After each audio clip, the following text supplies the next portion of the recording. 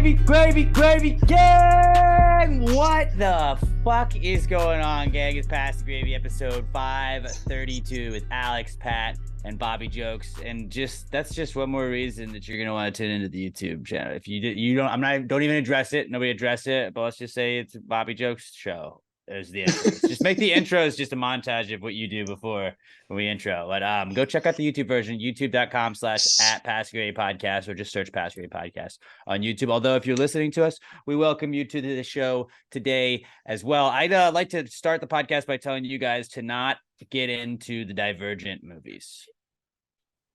Why? Because they didn't finish them? Yep. I learned that. Because I was like, Emma was telling me some spoilers to it, and I was like, I'm a spoilers guy, you guys know me. I'm like, no, tell me what happens, like, so I can be ready for it. Like, I don't want to learn it when it happens. If you want to tell me everything, I'm down. And I was like, you usually don't tell me the spoilers. And she's like, well, that's because they didn't make they were supposed to make 4 movies and they stopped. I was like, what? Yeah, and this was like, I was already past the first one. I was already ready to go. I was strapping in for round 2. It was a TV movie. They were just running it on TV, and I was like, I mean, I'm sitting here, I don't got anything else the next 2 hours. What are we doing?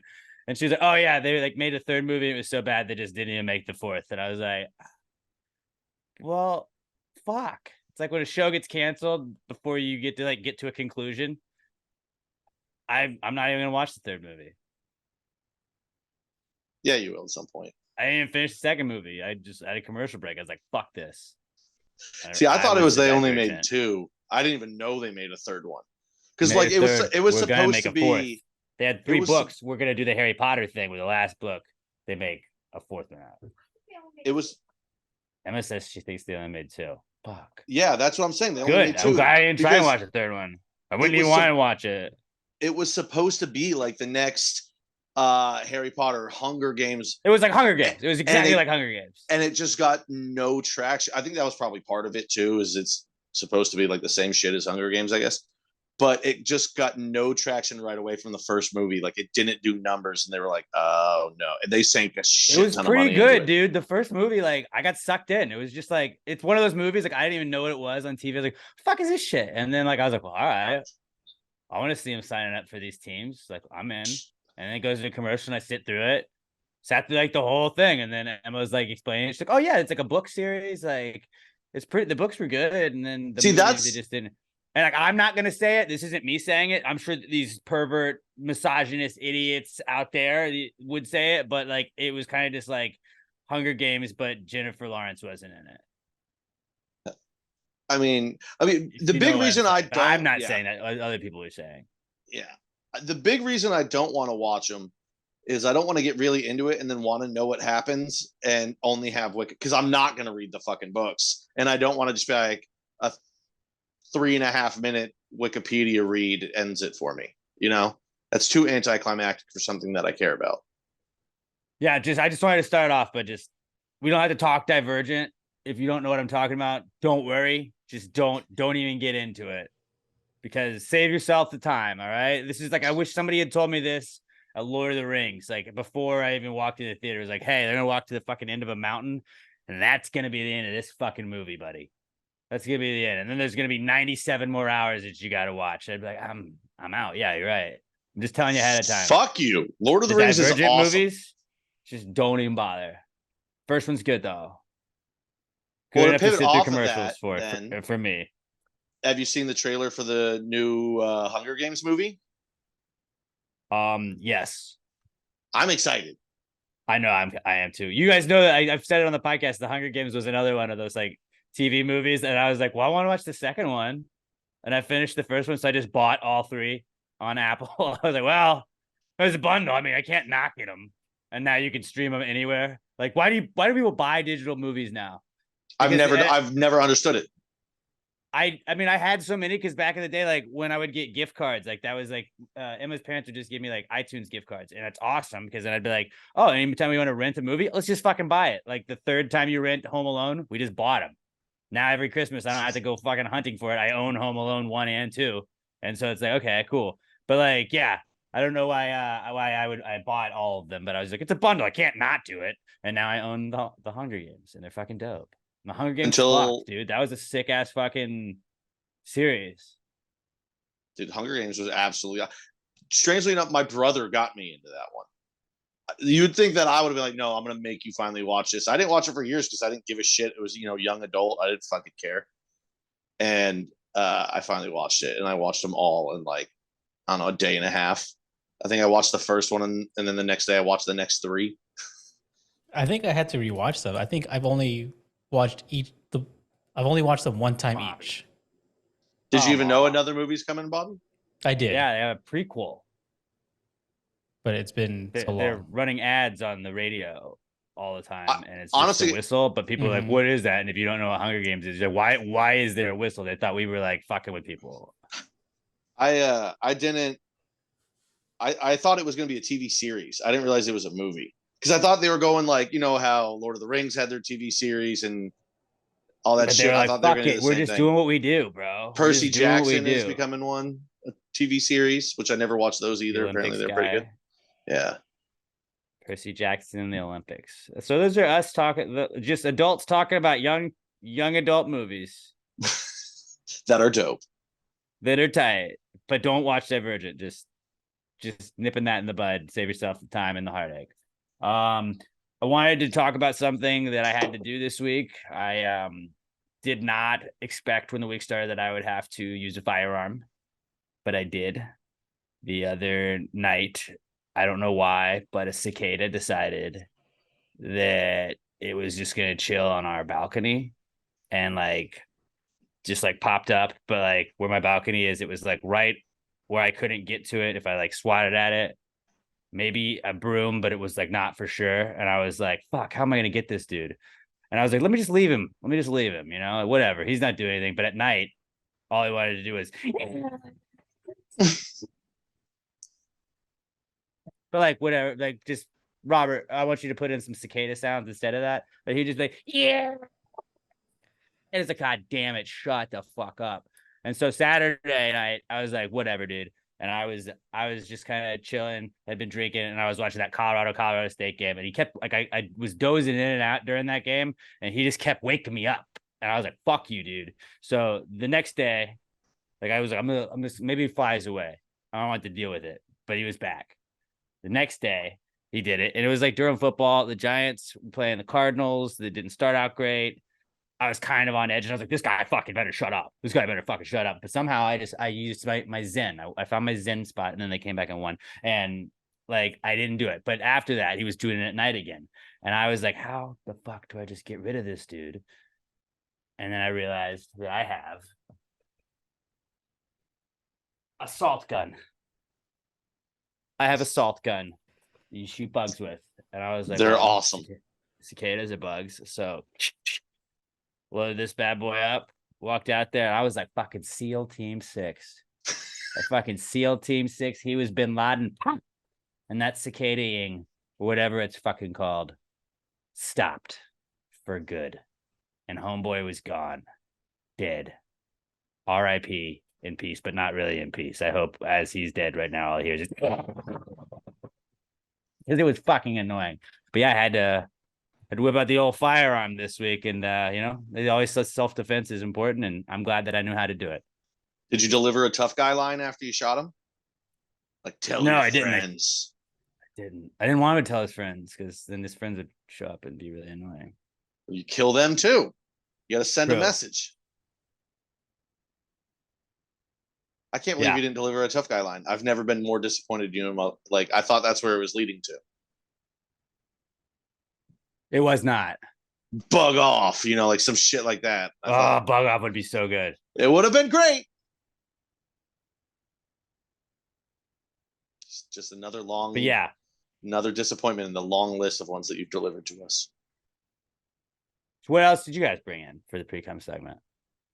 Well, if you're watching, you can see I finally set up most of my sports memorabilia in here. I'm looking like an actual podcast room for the first time in how many years we've been doing this? I don't fucking know. A lot. Like 6, something like that. So I took a picture, I posted on Twitter, and I hit the hashtag Gravy Gaming. I was like, let me click on it, let me see what's going on, and it brought me back to a photo of Brett and Paula's wedding that I officiated, and I asked for a caption contest on the photo, But then I realized I completely forgot and never followed through for you guys. So I'm sorry about that. I guess that's a very old and long running not cool on me. But I did go through and decide to award it. And it goes to Hot Lunch at DB Williams 009 for it was me staring at my book, getting ready, practicing the speech. And it just says there's no pictures in this book. And that was probably what you would have been thinking had it been just a regular book. Like Probably, if you're looking at a Bible. This book is bullshit, man. There's no pictures. Nothing's popping up. Fuck that. I don't read those type of books.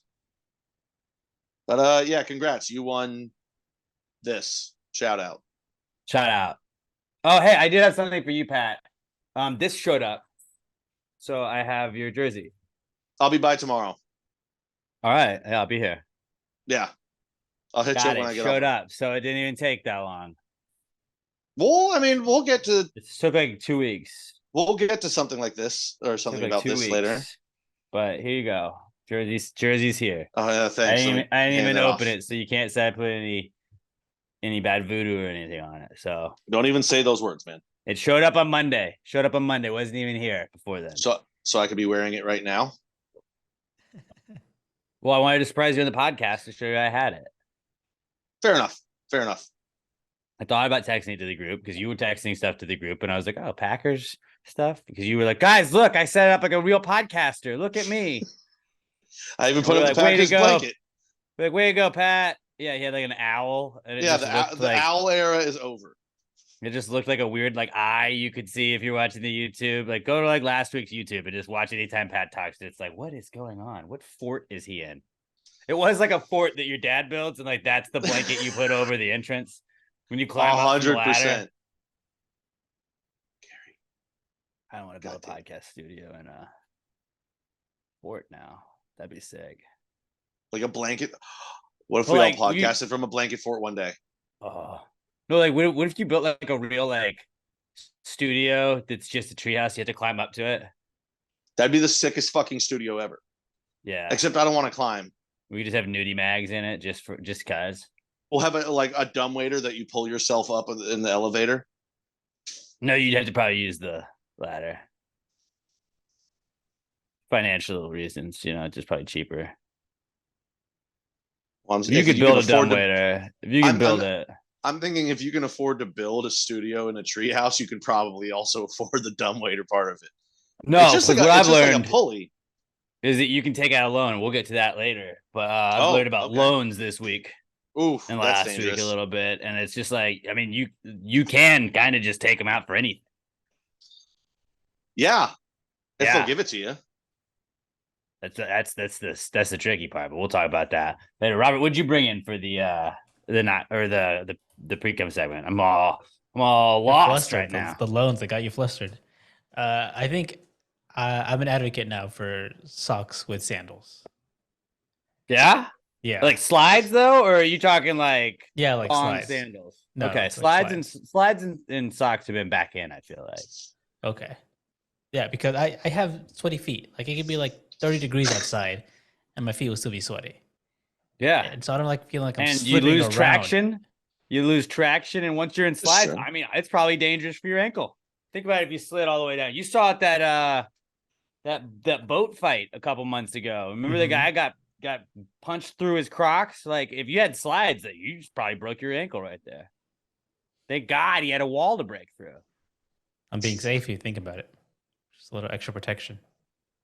Well, I feel like a lot of times I'll rock the slides out to take out the trash and the little trash chute. And if I'm wearing socks, I just don't want to get my socks dirty. So you're well, let me just throw the slides on. I'm not gonna take the socks off. I like having the socks on. I just don't want to get them dirty. It's easy to just throw the slides on. So when you're going out, it feels weird just going unless you're going to the beach or the pool, it feels weird not having socks. Yeah. I mean, but once I'm home, I'm socks off. I don't wear socks around my house. The Tootsie's got to breathe. So if I'm gonna use sandals, or slides, it's only around the house. I'm just slipping them on. I don't wear socks with them. I got no problem with it, but I'm not gonna go out if I was wearing them out in public. But I'm not gonna wear slides out in public. Slides are super. I love grabbing slides. No, I'm just gonna go to the store. if I got to be walking around, I don't want foot like on my feet. I need my feet secure. It's not for like all day, but like if I'm like shit, I forgot this and I gotta run What to the if some store, shit like goes that's down? what I'm grabbing. What if I'll somebody slide pulls a out of gun? them. Nah, dude. You That's gotta the be best part about it. You tactical just and slide cover. them off. They're as easy to I'll- take off as they are put on, and then you're good to go. The only time I'm wearing slides out of my house is if I'm not getting out of the car. If I'm just going to like pick up food from a drive-through. It's actually not safe to really drive if you're wearing sandals. If you remember driver's ed, because you could come down. I remember our guy like showed us. He's like, your sandals theoretically could get stuck right here, and then you're just pushing on the gas. And I was like, that seems terrifying, but I'm just not going to do that. Well, one, I'm a better driver than that. So I'm he not was worried an about instructor, it. so he was probably And a pretty good driver. I didn't take driver's ed. I didn't get He's my license until I was 19. Oh, yeah. So yeah, so I just like flipped through the booklet and took the test and passed. He did the easy turns out the driver's ed is super fucking easy, and you like it's probably good that kids take it when they're like 15, 16. Definitely good. But like I mean, it's super easy to pass. Oh, I mean like the school, you don't need the school to pass. Like to teach you it. I mean, it helps. You just flip through the booklet. If you can't just flip through the booklet and pass, you're not ready to be driving. Well, like that's the test. I'm just saying, like a casual glance. That's why you take the test, because you have to be able to pass that. No, but I mean, like if you have to study the book, like you should be able to just kind of like flip through it once and be like, oh yeah, all this makes sense. Stop at red. No left turn when it tells you no left turn. Like it's not that fucking difficult. But then again, you see how many people suck ass at driving, so I guess it is a lot. I mean, there are like rules where it's like you're supposed to be 3 feet from a curb, but like it's like if you were to quiz me like Alex, exactly how many feet from a curb, I'd be like, it's like our porn excuse last week. It's like I don't know exactly what it is, but you know when you see it. This is about like that, about here to here. I'd say it's got to be under 2 feet, 3 feet off the curb. I'm fucking making it up. I don't even know what it is, but I know you have to be so many feet from the curb on that test. I remember that for some reason. Fun fact is I met Curtis Chafin, the person that I started the podcast with, the Godfather of Pass UAV. Met him in driver's ed. Maybe this isn't even a thing if I never met Curtis in driver's ed. How about you still would have met him in school. Right, but like we like started hanging out because we would do 2-a-days for football, and then we would go like play Madden because he lived close by, and then we would go from like we would go to 2-a-day, we'd do the first like football practice, we would go to driver's ed, and then we would go play Madden at his house, and then we would come back and do our second football practice. And it was like, well, I don't know, our day's already built in, and then that was why we started hanging out. Sounds like you were hanging out in football first. But like then we were like, oh, well, he's also here. What are you doing in between? So you did meet in football first. See, I just caught you in a lie. But that's the reason we started hanging out, because our schedules were the same right then. And so we were like, okay, we're going to hang out more. I just don't think you should lie to people. I'm not lying. Fuck you, Pat. I'm going to burn this jersey. I'm going to curse this jersey. Don't like, I'll do it about that. I have a spare curse to give out. I mean, the Kyler curse is done. I won that one. All right, here's the only way I can think to counter this. If you curse my jersey, I'll poop on your dog. I won't let you. Wheezy so fast. I'll fucking pick Wheezy up and then I'll go. You would never. You love dogs too much. I do, but it's gonna get caught in her hair. And don't force me. Don't force me. I'm just throwing out mutually assured destruction. Your dog will forever smell like my poop if you. Your team will just be forever cursed. Well, at least I won't have Wheezy poop dog. Shaved. Wheezy be shaved. Oh, it gets into the skin. And that's our Precome segment, I guess, huh? Yep. All right. On that note, they just got into weird threats. And that was the end of that. Mutually assured destruction. Let's go with the Comeback Kids Center, brought to you by our favorite beers in the entire world, Southern Star Brewing Company. I did see, I think it was Cruz. The gravy chat on Twitter. They got their own little chat. I like to, peek in from time to time. I'm more of an observer as opposed to a contributor. But I think it was Cruz was like, yo, got some Oktoberfest. Southern Star Oktoberfest. It is that time of year.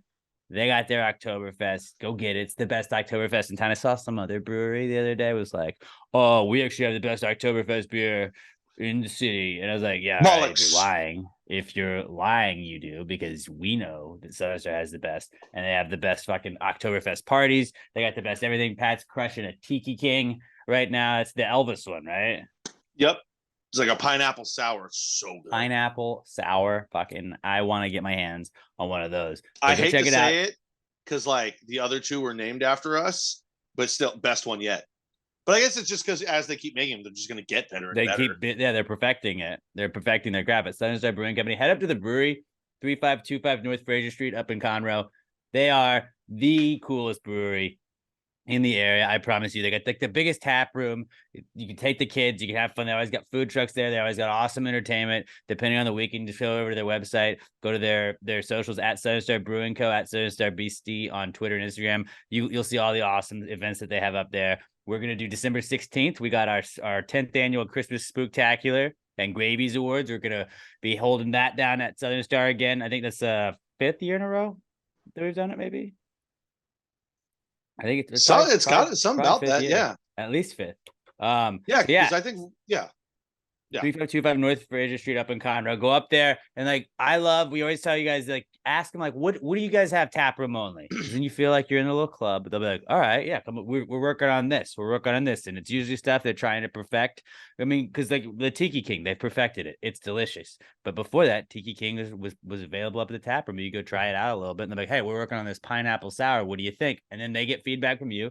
Maybe they use a little bit of that to help perfect that as they're working on it. So go check it out. It's cool to try a little bit of something and just make a day of it. They got the games on there. They got all kinds of activities you can do while you're up there. 3525 North Fraser Street up in Conroe. Go and get your tokens to get your beers by the big Pass Gravy flag. Let them know you're part of the Gravy Gang. Maybe they'll hook you up. And if you're drinking a Southern Star, wherever you are, tag them, tag us. They're at Southern Star Brewing Co. and at Southern Star BC on Twitter and Instagram. We're at Pass the Gravy Pod. Let them know you support the people supporting the podcast. Southern Star Brewing Company, the official beer sponsor of Pass the Gravy and the Comeback Kids segment. It's the Comeback Kid. The Comeback Kid of the week. The Comeback Kid of the week. Bitch. All right. Our first Comeback Kid is being hot because apparently Robert looks just like an Instagram like model. And on the morning show, on the Rod Ryan show, we have the Instagram feature of the day. And Rod was like, this looks like Bobby Jokes. It just looks like it could be Bobby Joke's sister. And Robert, you don't have a sister, do you? I do not. I told him I didn't think you had a sister. You have you have two brothers? I have one brother. One brother. And a cousin. And lots of cousins. Okay, but a cousin. You do have a cousin. So like he's like a brother to you, right? Yeah. Exactly. Nailed it. I was like, I know he's got a brother. He might have another brother. But I was like, I know he's a very private person. He doesn't tell us everything. Rod was just grilling me. And I was like, I'm sorry. I don't make Robert just expose everything that he does to me. You know, I let him live his life. He's only told us he loves us like twice, ever. It's sweet. He just doesn't like to expose himself to us. He doesn't. I don't understand why. He doesn't. We ask him to expose himself all the time. And he never does. I've exposed myself to Robert. I mean, at least more than two hands. I can't even count it on two hands how many times I've exposed myself to Robert, and he just won't do it back. And I've only exposed myself to one person, and now I live with them. I don't want to expose myself to you guys and be forced to live with you. I mean, I get that. I'm pretty reserved too with most people. That's how it is. You have to live with them when you do. Yeah, it's the only person I call him old fashioned. Mm-hmm. But yeah, Robert looks like an Instagram model. So shout out to Robert. But like a hot Instagram model. I think it was Alex O was like, Robert, you want to like get a drink or something later? Please, I'm married. Our next comeback kid is Beetlejuice, because fucking Beetlejuice made some waves. Not because it's like spooky season yet. That's a week or two away. But Beetlejuice is back because the Congresswoman, a Congresswoman, Lauren Boebert, not Lorena Bobbitt. Lauren Boebert was like jerking a date off in a play of Beetlejuice, and they got kicked out of the theater. He was groping her, and I mean, she's stacked. She got nice titties. Those sweater puppies. That was a first date too. Yeah, I mean, seems She's like a giving party. him an.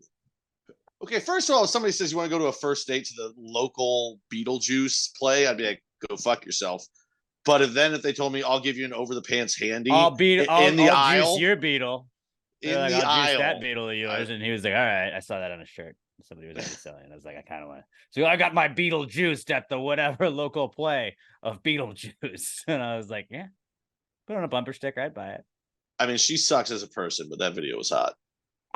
This is not a political statement. We're just talking about like anybody jerks off somebody. I mean, I didn't know who she was. I really thought it was Lorena Bobbitt. And I was like, the lady that cut somebody's penis off? Some other dude is letting her near his penis? Because I would be like, no, ma'am. No, ma'am. You will not get anywhere near this penis. I know what you can do. It's been probably like 30 years since then. And that's why I was like, what has she been up to? I was going to say, if she still looked like fucking Lauren Boebert, I'd take a chance. What is Lorena Bobbitt up to? Probably not cutting off any more penises. The names are very similar. Very similar. I mean, yeah, they're pretty similar, yeah. She's alive. Are you really? John Bobbitt died. Yeah, he had no dick. Oh, he died because of that. No, he didn't, because remember he made a porn. Remember he made a porn. Yeah. They sewed it back on and he did a porn. I was just making a dick joke, man. Oh. Well. I mean, I don't know if you've seen Ozark, but when the guy got shot in the penis, I was like, how did he not die? Dude, like, so what if they weren't able to sew it back on? So, yeah, obviously there's still the hole there. You can pee and everything. How do you jerk off? And that's gone, buddy. Do you just like do it like a chick and just kind of rub your hand over your nub? Prostate stimulation, maybe. Ooh, that's it. Or you might have to get really into like tantric sex to where you can just think about it and make yourself come. But that sounds exhausting. I know, right? Remember on American Pie when Shitbreak was trying to do that, and I was like, this just seems weird. I don't want to be that guy. Yeah, I'm just channeling all of this energy into sex. It's like, okay, I don't want to. Hey, man, I was just watching the game. I don't want to fucking talk to you. Imagine just you're standing in the line at Subway and the guy behind you is just But I think you're supposed to be able to control it. I don't know. It's not for me. I don't have the self-control. I have self-control. And also already, that would be one of them. I got too many intrusive thoughts. Yeah. And just way too much ADHD. I couldn't meditate because it's like just when a thought comes in, make sure that thought goes in and out. And I'm like, but I'm thinking about it now. Now I'm thinking about it. And now I'm supposed to be not thinking about it. All I'm doing is thinking harder about not thinking about it or how I should not be thinking about it, which is just making me be hyper focused on it. That's how my brain works. Yeah. Like, oh, I'm thinking about how I shouldn't be thinking about it. Great. Now it's never going to be able to leave my brain. I will for always be the child that sees wet paint, do not touch. And I'm like, it's wet. Now my hands got paint on it. And I was like, I knew what I was doing, but it's like, you told me not to do it, so I had to do it. I mean, I'm probably not going to touch the paint. I can't turn it off. I don't know how to turn it off. I don't think I touch the paint, but I'm definitely going to act like I'm going to touch the paint. Oh, I'm touching it. What if it's not wet? Then I can say you're a liar. That's true. And it is great getting to catch people and call them liars. Right. Like how you lied earlier. Our apartments had I guess people were hanging out by the pool and it was kind of loud, which not actually complaining about that because if I had an apartment by the pool and the people were playing music after like 10 o'clock, yeah, that would be annoying. But they were like, oh, we didn't feel like we would have to do this, but you may not be at the pool area by after 10 o'clock from now on. It's creating too much noise. And then at like 10:30 the other night, the golf cart that they roam around on in the complex was getting towed here, I guess. I don't know if it was getting towed away or towed back, but they were like putting it down. And I wanted to be like, is it cool? Like we can't go to the pool, but you guys can just have fucking tow trucks drop off golf carts whenever you fucking feel like it. You got to put the fake note in the elevator. I should have. I don't know. My time here's coming to an end, so like I'm on the way out. So you should be more petty. You should be like, fuck you guys. Slowly break stuff on the way. Have you made sure to give them a notice that you're leaving? Because they're always like, I'm not at that point yet, but yeah, we're getting close. Yeah, it's like, you have to give us 60 days notice. And like, okay, well, then I can not move out ever. And you guys have to let me have 60 free days of rent. I don't think they that's how that actually do. works. I think they like it's squatters' rights. If you look into it, you can literally just live anywhere. Really Can't they, fucks with like- your shit, but like you can just move into a place and be like, ha, ha, this is mine now. And Christopher Columbus that shit. And like they'll get you out eventually, but it's gonna take a while. God, that just sounds awful having to deal with Yeah, squatters. I know. I would like after a certain point, like you should just be able to kill somebody if they won't move out of your house, right? Like this is my house. Get the fuck out. See, that's Get my the fuck thing. out. This is Get the Texas. fuck out. It's You're been allowed- 6 months. Just get the fuck out. Like, it's Texas.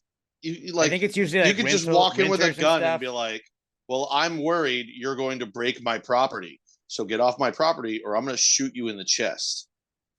My buddy Texas. John rents houses. I know he builds houses now, but he rented them. And I remember when he was on this podcast, he would like had to deal with like renters that hadn't paid, so he had to get him evicted. And one of them just like he said like they had left the fridge open, and at some point they had come back and just thrown everything that was on the fridge on the walls and shit. So it was just like rancid food just smeared all over the walls. And he was like, they weren't like you're not getting anything out of them. They're not paying rent.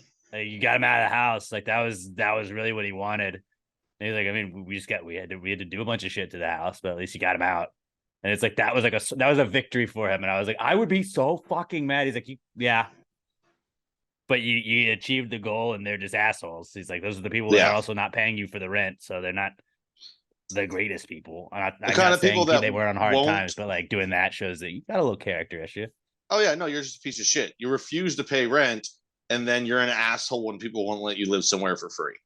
We need to just we should just do in October, I'm gonna be going to my brother's wedding. So we'll have one of those weeks like we did for my honeymoon where we just have one in the can. But we need to just do like one where we just have Josh or we just have John call in, and like we'll just do a Zoom with John and just have him tell us just horror stories from renters. Oh, yeah. Anybody Like, that's I ever could rented listen to has good those ones. stories all the time. And John's like a guy that's like pretty helpful. Like he always like would like the guy that would walk around the Kroger with the watermelon. It's like, hey man, I need $10 just to get this watermelon. Like he would give the guy money, and then then the guy's like, oh, I lost the $10. Like, do you have 10 more dollars? And like John would be the guy that would give him 20 and not even like worry about it. He's like, yeah, he's probably scamming, but like whatever, dude. He's a nice guy. He's the nicest guy. Like, in the he's world. just And like it's so funny. He's just like the most looking like at him, he's empathetic intimidating. person in the world. He's the most empathetic person in the world, but he looks like he could squash anybody. He could have fucking probably yeah. on NFL. Probably could have gone NFL. His dad was an NFL player.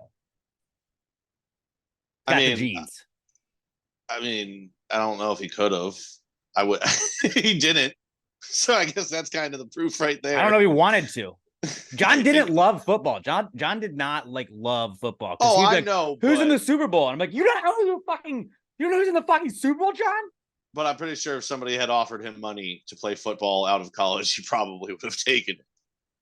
He probably could have worked at it. If he was just like, I'm really smart and I went to Rice. I have a Rice education. I can go be a fucking lawyer and then fucking build houses. And now it's Revention Builds Construction. Like he just built like a fucking Dracula house last year. He's fucking crushing it right now. We'll have John on. That'll be. I'll try and get that to be one. He was Check out his texting YouTube us not channel. too It's long dope. ago. Yeah, he was talking about it not too long ago about coming back on the podcast, and we just couldn't figure out a date. But we'll do that, and then we'll just ask him weird house questions. Yeah. But like about like renters, not just let's just ask him how to build a house. Like he will go through the entire steps of how to build a house. So then I don't have to buy a house. I can just build my own. We should ask him questions like it's a 5th grade class. Is building houses hard? So over the next 3.5 hours, we will talk to John about how to build your home from the ground up. I'm busy that day, by the way. Do I need nails? 3.5 hours. What if somebody could just tell you how to build a house correctly, like that would be like we could just sell master classes on that and be rich. I'm sure you could probably find that on YouTube. Yeah. I've watched people just I think it was in some forest, and it was just dudes that were digging into mud, and they would build like Alaskan bush people? Maybe that was them, but they would just build entire like little villages out of like they would dig into the mud. I know and you're they'd be yeah, like, those what? guys. And I was like, man, I watched this for 30 minutes. They It's like sped up, pilot but it was shit like, too? yeah, it was crazy. So yeah, I Love don't know those how we got to that, but that's Beetlejuice. Getting your Beetlejuice at a local play, it's frowned upon. Did either of you guys ever hook up in a movie theater?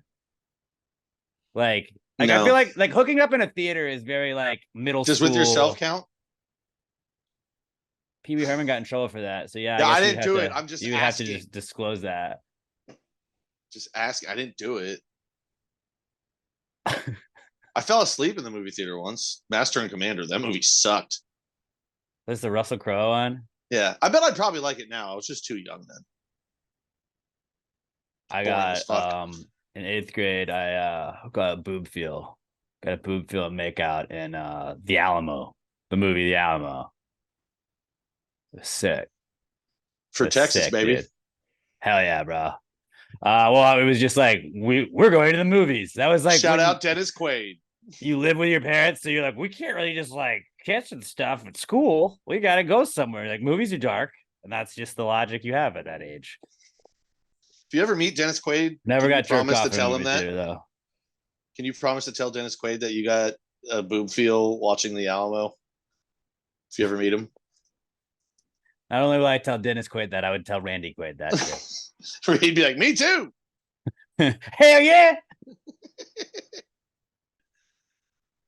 All right, Beetlejuice. That's back. Also back is Stealth, because the U.S. like lost a bajillion-dollar stealth plane for like 2 days this week. There was a pilot that had to like eject, and that was on autopilot. So I don't know why you ejected, but I was on autopilot, whatever. But they ejected. Pilot was okay, and then they're like, "Hey, we can't find this fucking plane." And I was like, one, that means the plane's doing its job. It's called a fucking stealth bomber. It's being stealthy. Duh.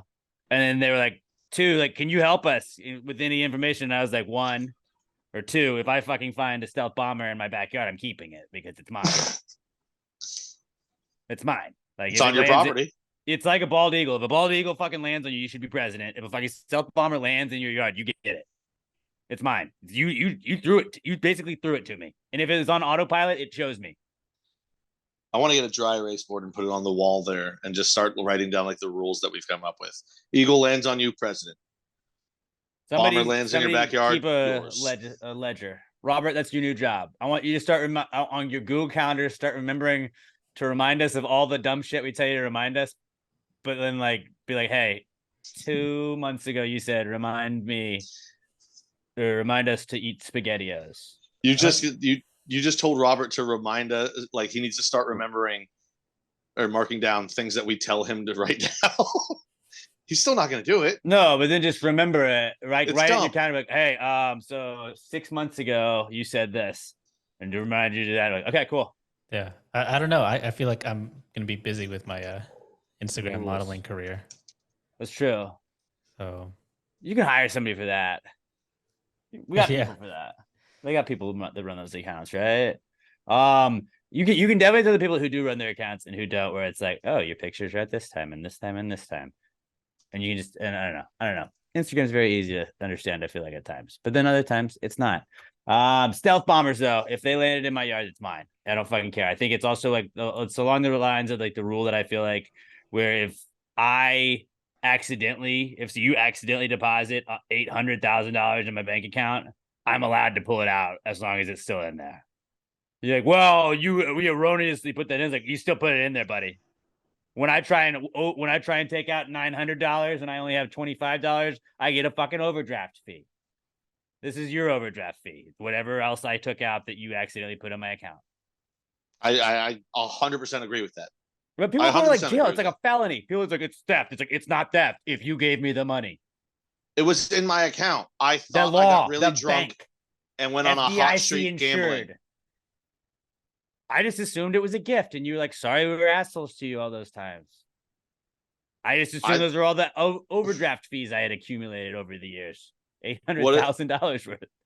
What was the sweepstakes that Bob Barker used to show up to your house with a check? Publisher's Home. Just be like, I thought I won the Publisher's Home. They just hadn't deposited it. Yeah. They hadn't showed up yet. I didn't even know I was in, but I thought I won it. I don't know what to tell you. Me and my friends always sign each other up for those. As a prank. That would be really fun. We did that. We would, because they used to like Sam. They would Sam Houston. They would put you on like a list to call you and like try and get you to do shit. Like they would call you, like, oh hey, would you be interested in joining this club? And we would always put our shit on that. But like they would give away like an iPod shuffle, and we did that for one of my friends one time, and he did win the iPod shuffle. I was like, I didn't even know I signed up for it. All right. Well, enjoy that, buddy. I wonder how that happened, huh? And then if we didn't feel as bad doing it. Yeah, fuck it. You know? That was the end of it. That was the end of it. Yeah, stealth bombers. Like, you can't be mad if they're living up to their name. And it did crash, and then I think they found it in a debris field. So apparently they can't just fly forever, but like, what do you think was going to happen if you lost a stealth bomber? Like, you're just going to find that? Like, there's a way to just mark it? No, it's made to do that. Oh, they knew it was going to crash. They're just happy it didn't crash into like anything or anybody. Landed in a field. Like, and I bet you the government. I bet you the government won't even compensate whoever owns that land. Like, oh yeah, your land's a little torn up there now. Sorry, fuck you. Yeah, that's why I wouldn't give the fucking plane back. I'd be like, this is mine now. Government will be like, sorry, I'm already out of $80 million. We can't afford to fix. I'm gonna use what's left of it to try and build a super plane. None of your business. Fuck off. I'm allowed to build a militia if I want to. I just decided to build a big tent here in my yard. No reason. Don't come over. This is mine now. Like, if you like, what happens? Like, if there's a police thing, if you just like police tape it off yourself. Like, this area's closed. Area's closed. Sorry, folks. Area's closed. I'll sell you back the debris. This is my home. I'm the homeowner. You have like a badge that you made for yourself. It just says, it's just a notepad that says homeowner. Yeah, this is mine. Yep. By the laws of dibs. Dibs. I can't remember what it was that they made Ron Swanson do in what episode of Parks and Rec. He's like, yes, this is my identification. He says, you can't tell me what to do. No. He said, I've got a permit. And he holds up the permit. It just says, I can do what I want. Which is, I think, the only permit you need. Like, I'm sorry, this is America, right? Land of the free, home of the brave. Well, I'm bravely doing whatever the fuck I want right now, officer. Yeah, you can't kick me out of a public park. This is my fucking, I picked my tax dollars, built this. Yeah, just because I'm grabbing Lauren Boebert's titty and she's giving me an over the pants handy doesn't mean you can tell me what to do. Our tax dollars are paying for hand jobs, huh? Yeah. That they're paying for? I'm paying for her salary, and I'm her constituent, so. We're not Cleveland Browns fans. We're not paying for hand jobs. She's working on my penis. And I mean, I think he was a Democrat too. So it was like, they're reaching across the aisle. Yeah. Bipartisan, like, you know, they haven't working together well. Maybe this is what we got to do. Just Beetlejuice is exclusively just like, hey, for the next month, everybody just jerk off across the aisle. Consensually, of course. But then, you know, then we'll be chill. I think there was a little kid, like, right, or not, maybe not a little kid, but a kid, like, right behind them. It's not the. But if he was in junior high, he's probably seen that from his buddies at the movie theater already. So he just thought that's what like public theaters were like. Yeah. And to be fair, I think there are some public theaters that are like that, just not for people his age. I don't think they're public. But I think public can go to it, right? I was like, don't they have like, you know, in like bookstores, don't they have those? It's not really a theater, I guess it's just a room, huh? Just public jerk off room. Hey, they always have those like weird, like, there was one in Katy, that bizarre place, and there was always those two back rooms, and I was like, are people jerking off in there? I never went in there. I didn't go into those rooms. We went in there before because you buy bongs and shit. I wasn't a delinquent. I wasn't smoking the Mary Jane back then. Well, not regularly. Good for you, kids. Don't do drugs. Dare. Until college. They told us. There's a time and a place for everything, and it's college. It's college. Exactly. All right. Our next comeback kid, Daniel Jones, because he literally led the biggest comeback in Giants franchise history. So I was afraid to text you that whole game. Oh, I was afraid to just be me the whole game. We were outscored 60-0 to start the season. At halftime, we were down to the fucking Cardinals, who were supposed to be tanking 20-0. And I was just like, I am going to kill myself after this game. Like, this has got to get better. And then we started the second half off, big play. and with the touchdown. I think we had touchdown, field goal, touchdown to end the game. And it was just like, all right, if we just do that every drive, we just score all the time. I think we were okay this season. Fixed it. Yeah, that'd be pretty sick. It was Be a one nice of those offense to have. because we played like 3 like preseason's over. We just had 6 extra preseason quarters, I think, is what it was. But Daniel Jones was a dog and like put the team on his back and got it done. And so all the Daniel Jones haters were absolutely furious this week after trying to just destroy him for his offensive line not being good. He got it done with a bunch of guys hurt, and he's gonna have more guys hurt on Thursday when we lose to the 49ers probably. But we fixed whatever's wrong on offense, so we're good.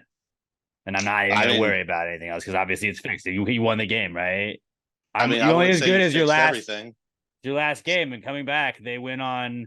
They were down 20-7 at one point. They were down 20-0. They won 31-28. Like seems like the offense is good. So let's just assume that that's going to stay that way, and that everybody's going to play as bad as the Cardinals, and then we'll be fine. And we're going to the Super Bowl. Super Bowl's back on. What about Saquon? Is he going to play this week, or is he going to be out a couple? He's out. They're saying they're talking like there's still chances to play, which is pissing he's out me off. 3-4 weeks. Yeah, that's what I thought. But then, like in fantasy, they're still showing. Nobody cares about your fantasy, but Matt Breida. Matt Breida would be the guy to go after. I no. And then Kareem Hunt, which is always fun to say. He's signing with the Browns now. I know. I got Ford. I'm an American. I'm going with Ford. Yeah, can't say that's a bad idea. Can't say it's a bad idea. All right, nobody cares about fantasy teams though. Nobody cares, except for Curtis, because Curtis keeps fucking losing in our league. So fuck Curtis. He's on the hot seat officially. Robert, mark it down. Curtis Chafin, hot seat. First warning this season. I think we're 0-2 to start the year. Should you does pass the gravy, whatever our fantasy football team is, need to fire the coach? Maybe. Will we? No, because neither one of us are going to take over. Let's get it out. If you could just email somebody at the Houston Chronicle, be like, Pass the Gravy podcast is thinking about firing their coach, and they're like, of what? It's like, their fantasy team. You gotta say the Crown honestly might write it. They might write it because they really are not putting out a lot of quality content. We've had internal meetings about what direction we would go if we were to make a coaching change. The front office has had discussions. We have reached out to some candidates about possible interim coaching. Don Shula not coming out of retirement. I think he might be dead. Saturday has not gotten back to us. Grant Gunnell. You know what? Hey, if we're gonna go former player, future NILer for Pass the Gravy, but if he takes our NIL deal, we'll give him the team if we fire Curtis. I say we go Mario Williams, future or former NFLer. No experience. We'll go the Jeff Saturday route, but with a different guy. You think my mom could run our team? That'd be really funny. Do you? Mom, I need you to download this app. She just make your dad do it. I already want a team with my dad, so it's like. I'm saying she would make your dad do it. Yeah. That's true. She'd cheat. We just give it to Emma. Let Emma do it. I was gonna say Emma. That would be the one. That would be the funniest one. I mean, Robert would do it. Robert wouldn't. Well, no, Emma would be the better choice because think of all the football she's absorbed through osmosis of just being in the other room, hearing you yell at TVs for years. She did. I mean, saw like this is like one of these, like, obviously I married her. She's awesome. With the Giants one, I was like, fucking let's go. And I was excited. I was celebrating. She like came out of the room because she had taken a nap during the game, which also shows how chill I was. Not drinking during Giants games, game changer. I don't know how you do it. Believe it or not, I don't know. Removing alcohol during a football game makes you not as like irrational when you're mad. Like I'm like, come on, and like I was really sad the whole first half. I was just not yelling. I was more just like, I'm gonna kill myself. I think like I was googling how to build it, how to make a noose. We're gonna run me that soon. So one of these weekends, we're gonna watch. I'll bring mine like a TV or something over to your place, or you'll come over to mine. We'll watch some football the way men are supposed to watch it. And we'll probably at my place. We don't have to. Don't. I got big TV, and then I've got the 3 iPads, so I can have 4 screens going at once. This Sunday, didn't even know what to do with one of the iPads. Didn't even know what to do. So I brought up the fantasy. Just had fantasy sitting there. It was great. Yeah, But why watch it on an iPad this big? We can watch it on a fucking TV. I'll bring over 2 TVs and we'll just plug the iPads into them or through the laptops into them and stream it on that. Yeah. Okay. Through the Xbox. Space wise, because like, yeah, there's always space. We'll make it work. Yeah. We'll make it work for sure. And we'll stream it. Are we even doing the podcast anymore? Or are we just making plans? We're making plans. Just guys hanging out. That's what we're doing. But Dan Jones, he's back. Gravy Gang, you're invited if you can find our address. Oh, that might be good at that. Our last comeback kid is mergers because the XFL and the USFL are going to merge now. So. I didn't even hear about that. Yeah. So I give up my ownership stake and the league folds. Was about to fold. It was in shambles, so they decided they had to merge. I'll say this: we're never going to be able to sustain without Alex. I'm going to be irate if they try and make the Houston team the Roughnecks and not the Gamblers. The Houston Gamblers is one of the greatest sports team names of all time. I'm so hardcore on the Gamblers. Obviously, it's fucking great. I have beef, and then I killed the Roughnecks. Colors, yeah, I mean, you did.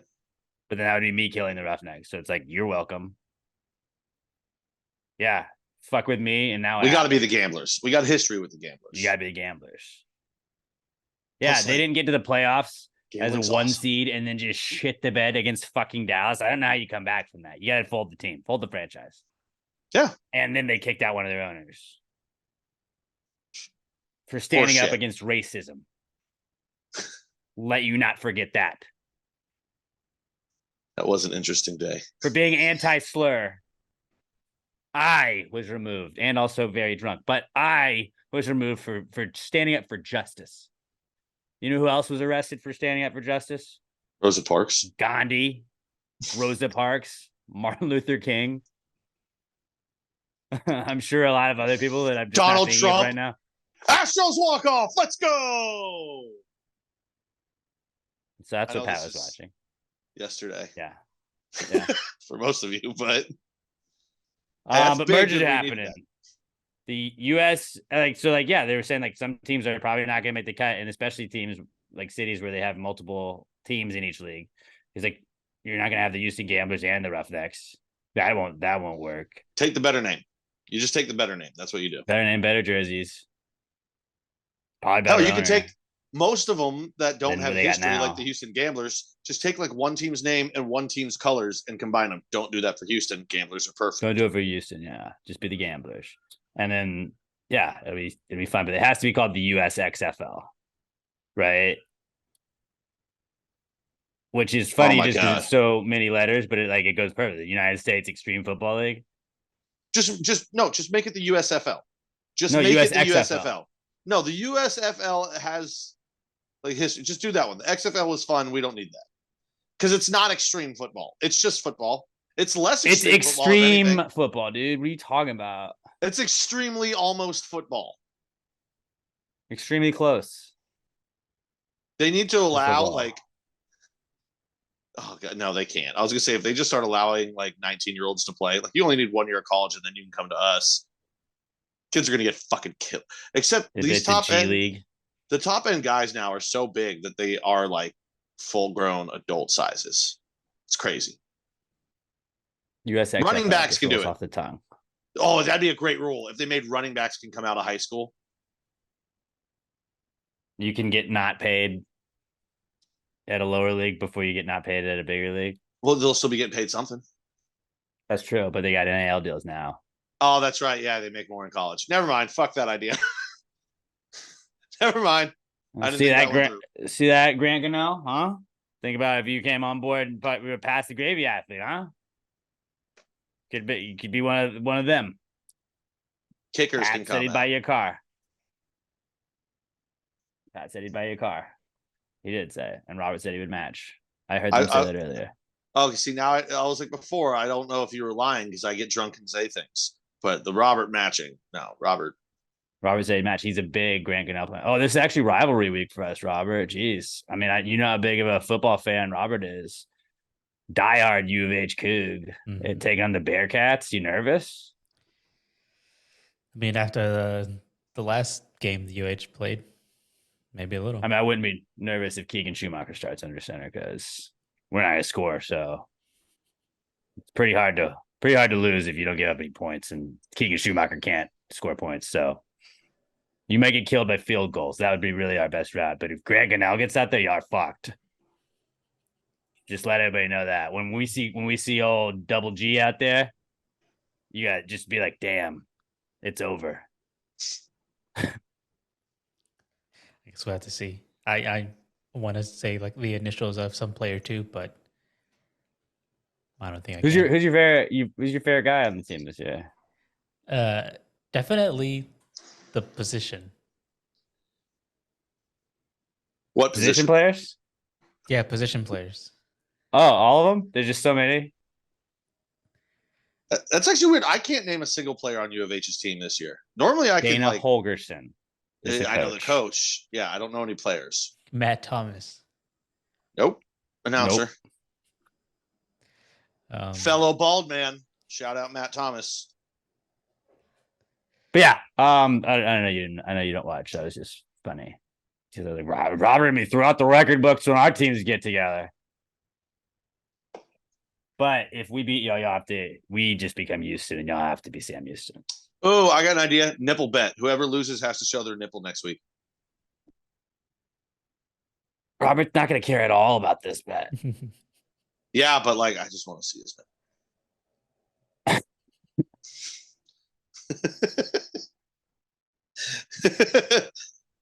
What? Moving on. Weird. This has been a weird one. Dudes. This has been a weird one today. Let's move on to the not cool segment. It is brought to you by littlemshop.com, littleemshop.com. We got a little bit of this and a little bit of that. You're gonna get free shipping on all orders of $10 or more, and you're also gonna get 10% off your order when you use our promo code PTG69 at checkout. You're gonna get 10% off your order when you use PTG69 at littlemshop.com. That's littleemshop.com. They got air fresheners, the best in the world. They got compact mirrors.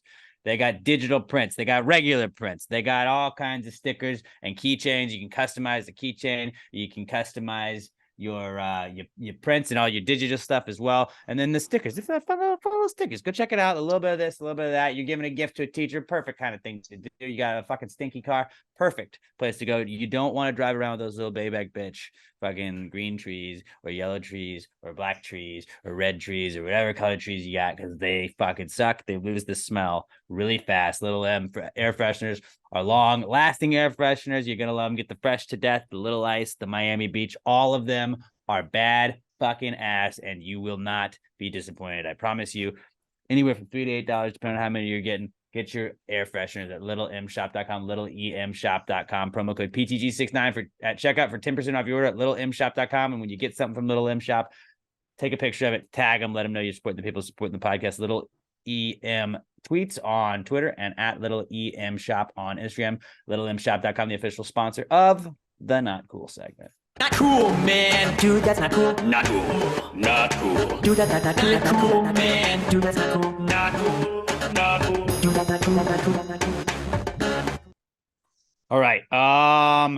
If you have a not cool, just basically anything that makes you say, hey man, that's not cool. All you got to do is hit us up on Twitter. We're at PassGrayPod. Use the hashtag PTG Not Cool. That's how we'll sort through them. We'll pick some of the best ones each week before we share ours with you. I feel very adult with my not cools this week. I'm just going to get ahead of that. Like, they're going to be really like, oh, that's not really that bad. Alex is just an idiot that doesn't know how to be an adult. So that's going to be me. Alex against adulting is really what mine are. But we'll start with some listener ones.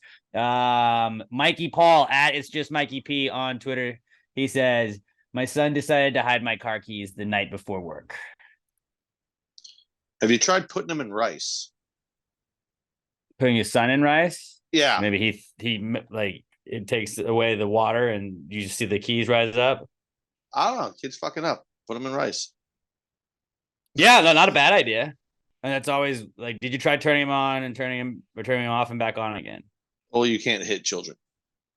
Or you just turn him off. How do you think you turn off a child? You knock them out. Benadryl. Yeah, that never even occurred to me. I thought you just had to punch them. No. We don't have to be violent with it. That does suck. Fun. And I hope you were able to find them, and I hope you were able to make it to work on time. By you telling us this, it seems like you were either really late or you were able to realize it enough. So really bad or really good stuff could have happened in between all that. So hopefully it was the good one. were you able to find it? That is a scary feeling when you're like, oh fuck, I don't know where my keys are. Yeah, like, and you can always grab the spare key, but for me, I'm like, I got a bunch of work keys and shit that I need on my regular keys. I need to find those. Like, I can get there with this other shit, but I kind of need those keys. Yep.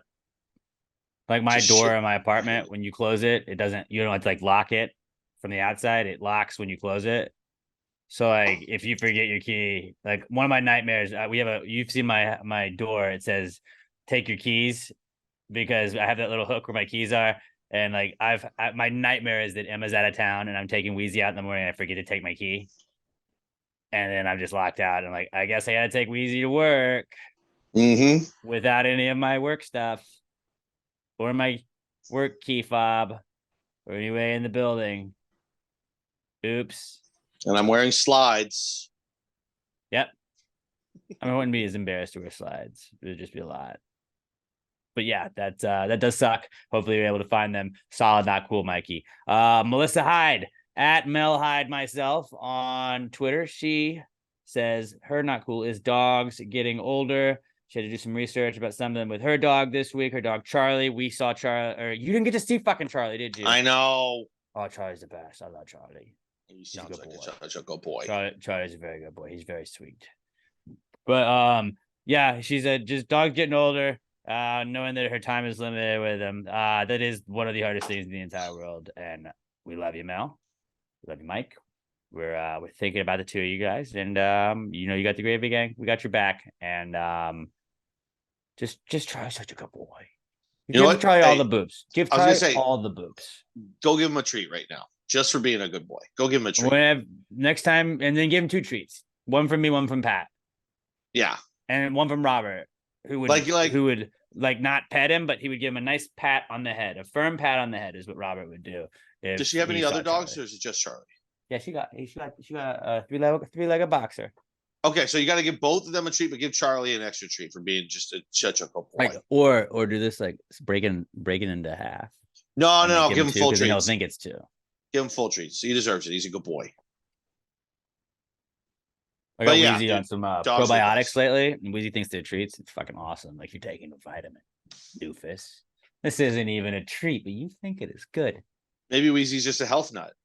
Maybe Wheezy is sometimes like her heartworm pills. She just thinks is like a treat. If you pull something out and you act like it, she's just like, oh fucking let's go. But yeah, she's a good girl. We already said that Melissa should give Charlie a treat for you too. I figured you would not want him to go without, and then I told her that you would give him a firm pat on the head, not too crazy, but just a very respectful. Hello, dog. Yeah, Robert's like the person that would just like reach his hand out to shake the dog's hand. It's like you don't. You can just pet him. I can see Robert being like, I don't pet dogs, but I'll shake his hand. Well, he doesn't do that trick. So, okay. Well, does he dap? No, he also does. He also does. Well, then here's a hearty pat on the head. Next time, we love you, Mel. We love Charlie. We love you, Mike. I'm gonna teach you to go Finn Noggin. Our last listener submitted not cool this week. We got Ashley Wilkins at Buster Healer Mix, and she says, I pulled my car visor down to find out that the mirror is missing, and I have no idea. She attached a picture. Robert, maybe if you attach that to the video version, then I don't know, because I would not have. I may have put it together, but initially I was like, what are these sunglasses looking back at me? Because they look like Mer and Mario, Shy Guy. Shy Guy eyes. Kind of creepy. A little bit. Get ready for spooky season. But yeah, it's the mirror that would be on your visor. I do not have a mirror on my visor. I'm not a millionaire, you know. I drive my Ford Ranger, and that's all I need. But I do not have a mirror when I pull that visor down. I have the rear view mirror, and that's what I use as a mirror. I think mine does. Yours is a newer car. I bet it does. It has to. I don't use it because I just wear sunglasses. But I mean, I would assume it has to. Yeah, there's 2 things that happened here. I'm gonna say 3 things. One, you left it unlocked, and a crackhead stole your mirror. But why the mirror on the visor though? Like when you take the rear view, they were doing crackhead things, and they needed a mirror. They were like, I'm not gonna rip that. They might need that. They'll never know this, and obviously they didn't. Yeah, and the other 2 are actually just the same thing. I either your child or your husband broke it and was just hoping you wouldn't notice. I'm leaning Sergio. I think he broke it. But He just doesn't want Sergio, you to like, notice. he owns like a car shop. Like, Yeah, I know, which makes it even he funnier. would know how to fix it. I know, but it's a Oh, joke. he's like, to him. no, I'm even less suspected. Yeah, he just doesn't want to be in trouble for breaking. I don't want to out Sergio if he did it. Sergio definitely didn't do it. We can rule him out. He's too nice of a guy to do it. I hope he hears this part. He's like, what the fuck, man? Sergio definitely didn't do it. Don't listen to Pat. Pat doesn't know what he's talking about. Maybe it was so hot in your car to evaporate. No, it hasn't been that hot lately. It's been actually very nice weather this week. No, remember, they don't make more mirrors. That's the next world currency. We already said that like last year. They were just the crackhead was like ahead of the game, and they do like Bitcoin's old school news. Mirrors is the way we're going. They can't make more. Did you just out yourself for smoking crack? Is that how you came up with this whole mirrors or currency thing? Well, I was trying to think maybe You there have a was like a problem? smart crackhead that like just like knew like, oh, mirrors money. Am I going to have to write a letter about how your behavior is affecting me? I mean, I do Adderall. That's kind of crack. You fucking crackhead. It's meth. Meth is crack. It's actually more of meth. No, it's meth is Close. not crack. Kind of close though. They're similar. I mean, in that Crack's worse, I think, right? I don't know. They're both. They're pretty both bad. I wouldn't Wouldn't recommend like this way. just straight up. If you're in the either throes of of them. addiction of either one, you look like shit. Hey kids, if you're listening, this is an anti-meth and crack podcast. All right, Yeah, don't do that. don't do it. If it grows in the ground, it's probably okay. Or if you're prescribed it by a doctor, Yes. and then this is where you end it, parents. Just clip that. A wholesome podcast for the kids. Yeah. Don't be like me. Don't self-medicate. That's like all Pat does. And then whenever Robert's like, yeah, I'm not feeling well, he's like, well, you should drink. I'm like, well, Robert doesn't drink. I don't know. I don't know what to tell him, man. I never feel bad. Well, I'm like, but this is the 19th time you've like given him that advice. And he's like, I don't drink. Pat's like, I sometimes can in the only talk morning- to other people that rely on this. Yeah. Sometimes in the morning I feel kind of bad, but you know, I have a little salt water and I feel better. Science. But yeah, losing your mirror, your visor mirror, that sucks. Yeah. now I you- like, actually now I need a think- update. Think about it. This is how, like, you know, it's like walk a mile in somebody's shoes. Like, this is how I drive without a mirror in my visor. But not because it was stolen or fell out, because it was never given to me. That's what you call visor privilege. All right. Maybe You know, you you check should- that privilege, Ashley. We're not all as lucky as you to have an extra visor mirror. Okay. Here's what you do. Don't even put a new mirror in. Just like have Sergio fix something to where when you need the mirror there, you can just turn your phone camera on and put the phone right there. That's just more Yeah. fun. Do that. That's perfect. That's just good old fashioned fun right there. There's a quick fix. Life hack. Check out my mirror. It's a phone. Follow me for more mirror hints, more mirror hacks. Just use your phone for it. Or take a all of it. spoon. Do you ever have trouble in the bathroom seeing yourself in a mirror? Well, here's how you fix that. Take out your phone, put it on selfie mode. There you go. And then that's just your Life fix for hack. everything. Do you hate having a bathroom without a mirror? Here's another one. Have you ever been in the kitchen and needed a mirror? Here you go. Everybody's like, yeah, we know how to use selfie mode on a fucking phone. Pat just figured it out. He's really excited about it. On Android, it's called mirror mode. Ew. I just made that up, but doesn't it feel like something that I love Android mirrors. would I was do? gonna say I love mirrors, and I hate that. What is it's not called mirror mode? It's is because it? you hate it because it's not. I literally just If made Apple that called up. it that, I would think it was the coolest thing ever. Yeah, because it's Android. Because I said it's Android, you hated it. Now you've already started to come around on it. You're like, all right, it's pretty cool. I remember when I had an iPod or a MacBook, iPod, and iPhone. I was like, it's the Holy Trinity. A MacBook, iPad, and iPhone. I was like, Holy Trinity, and now I just have 3 iPads that are the Holy Trinity. I do call them Father, Son, and Holy Ghost because I watch them most on Sunday. I like It's my that. worship. It's how I worship. I worship at the We altar of gotta the NFL. we gotta get you some TVs, man. Well, you know what? I'll start off with mine because I'm working on getting a house, we're gonna get in a house where then I will have a studio, but this room is the studio. We'll put some fucking mounts on there because like we'll own it, so I can like mount the TVs. We'll have a couple in there.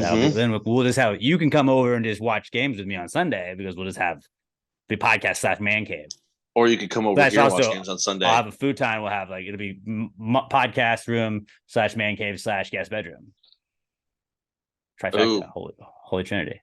That's the real holy trinity. I mean, I feel like you'll probably just have a guest bedroom, right?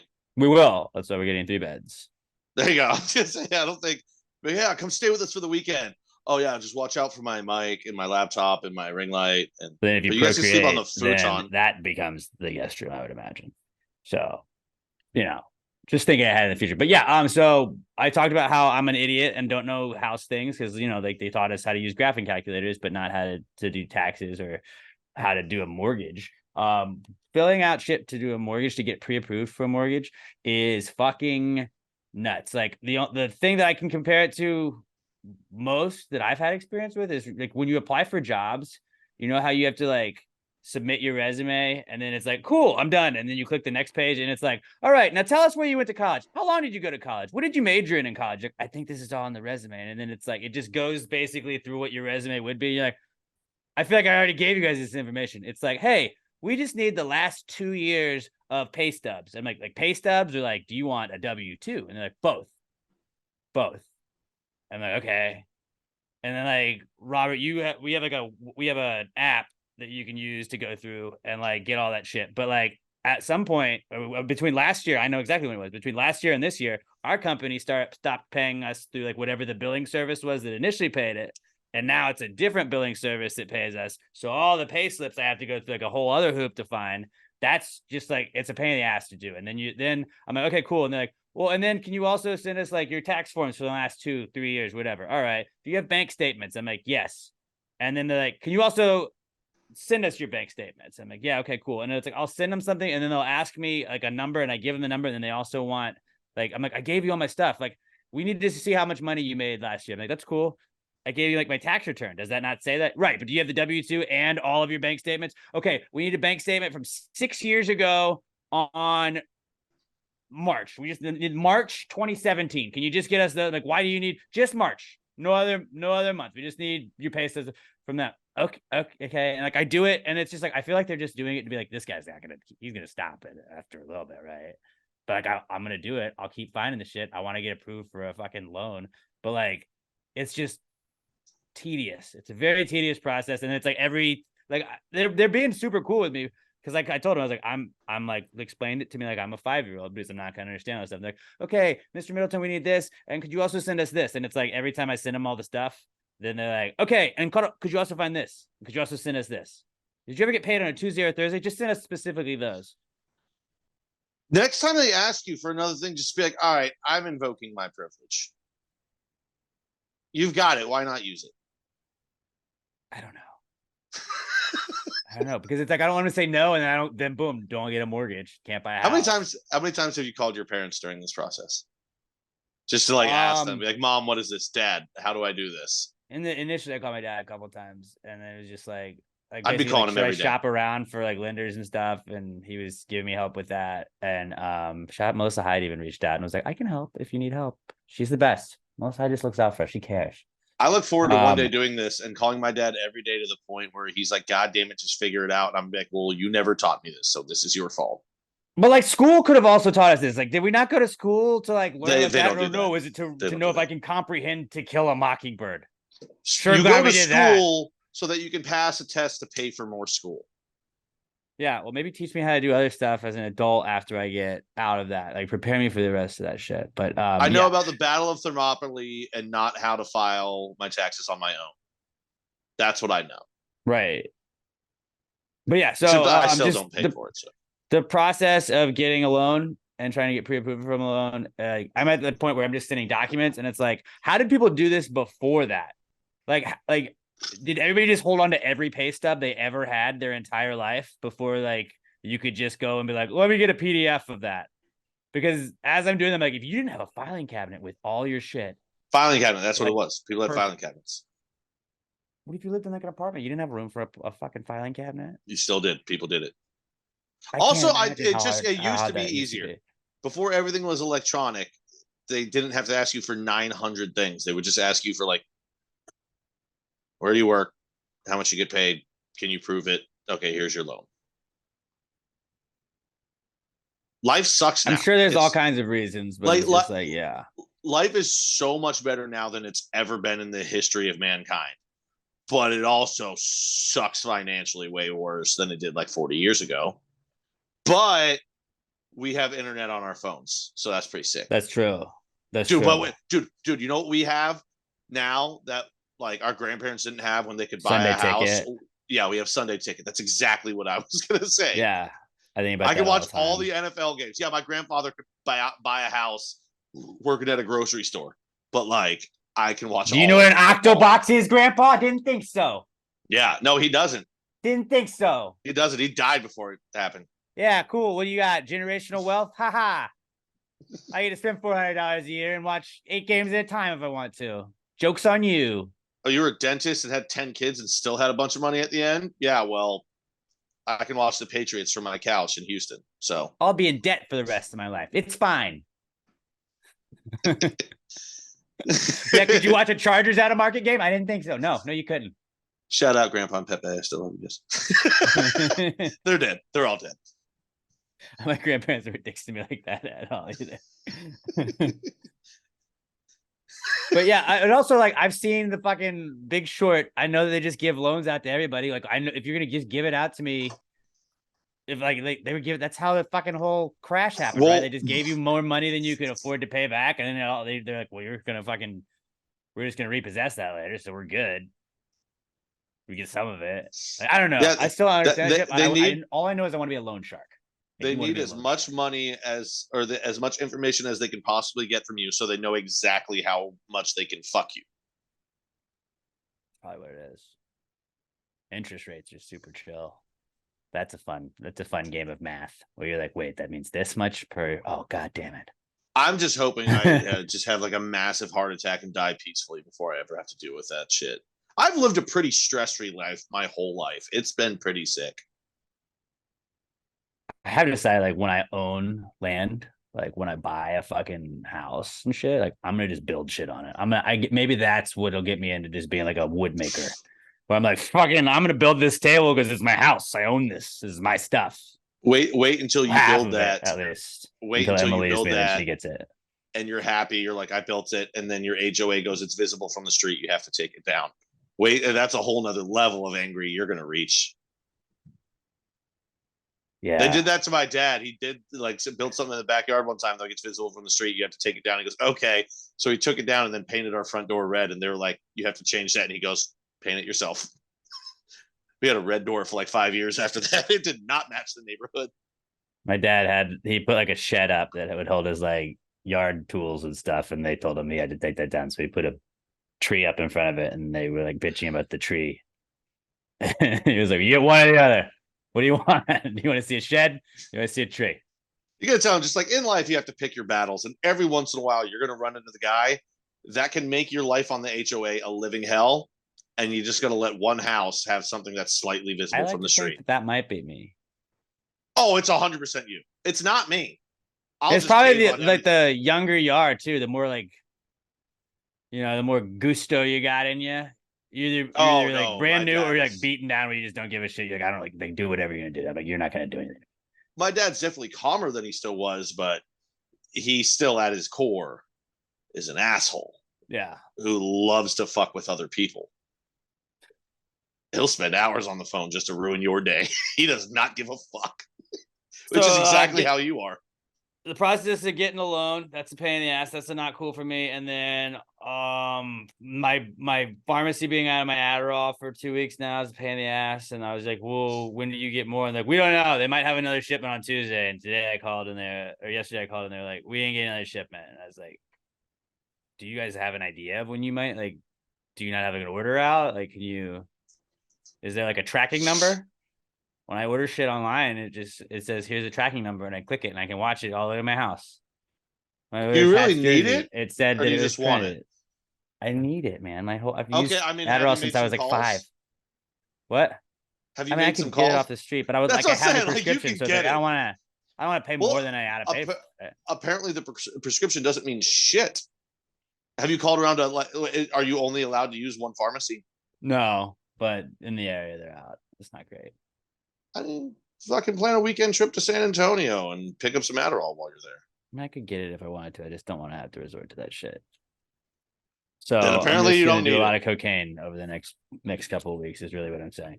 All right, and then my last one is I did a televisit with my last Adderall refill that hasn't really paid out for anything, but I did get a bill today for $194.88.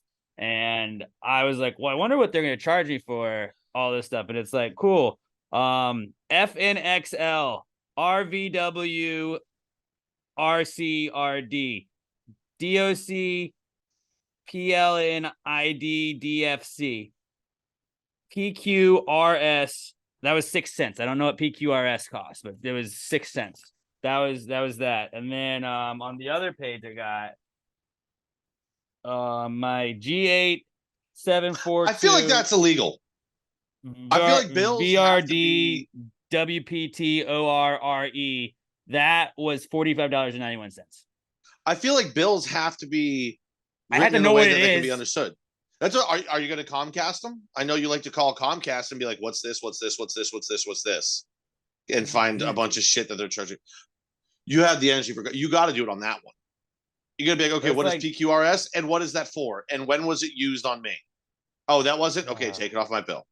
Well, they do it's like they were just like, all right, well, we gotta get to today. $8,000. Okay, well, that was that guy. Like, this was a 5-minute doctor visit where I love when you go to the doctor though. This is exactly how mine is, and I'm sure everybody else that does just a regular refill prescription kind of visit is where you don't see your doctor except for twice a year, and then you go in and they're their receptionist or their nurse comes in and is like, blood pressure, height, weight, all this. Are you feeling good? Okay, you doing this? How have you been? All right, how's work going? Cool, good. All right, great. And then how many drinks do you have a week? And then you lie to them. Well, that's the thing. You got to circle on the thing. You just lie. Yeah, but then the doctor comes in and asks the exact same questions that you just did with the nurse. You're like, did she not write it? Did they not write it down? Can I just get the prescription or what? Why do we got to do this fucking weird song and dance? And so now I've got it down to televisits where I'm just like, yo, I'm going to do it on my phone. Just give me the shit. And that kind of works, but it's $194. So that's super chill. That's ridiculous. That's ridiculous. But then it's they were like, well, we got to get to a certain amount. We could probably get this guy for $194.88. And then they're like, well, we're going to charge him the 45 here for I don't know. And they just hit a keyboard and just whatever 4 letters popped up. Yep, that works. RS4D. Done. Yep. $45.91. We're 6 cents short. All right, we'll charge them 6 cents, but put it in the middle so it doesn't look like we're just tacking it on. That's my FXNL status was that was $13. Dude, if that's not illegal, it should be. You should have to write out what it is. I don't give a fuck if you have to send me a bill that's 10 pages long because it's fully nucleotide examine and nitrates. Or whatever fuck, and it takes forever to type that out. I don't give a fuck. Make it legible. Be like, okay, what was I charged $13 for? The anesthesia. I mean, obviously not anesthesia. That was just the first word that popped in my head. But write what the fuck it is, so then I can be call you up and be like, I didn't get anesthesia. Take that off my fucking bill. And that's probably what it is. They just know if I don't know about it, if I know that I didn't had to get put under for it, that they're gonna be like, okay, well, this is how it's gonna work. Then that feels so fucking illegal. So they can just write letters. It's we're not gonna win. It's the healthcare system. Come on. Yeah. Come on. But anyways, that's my I told you I felt very adult with my not cools. This is just Alex versus adulting where I'm this is stupid. So yeah, those are my not cools. What you guys got? Mine is dangerous because I have to say it's how I feel. And you hold a little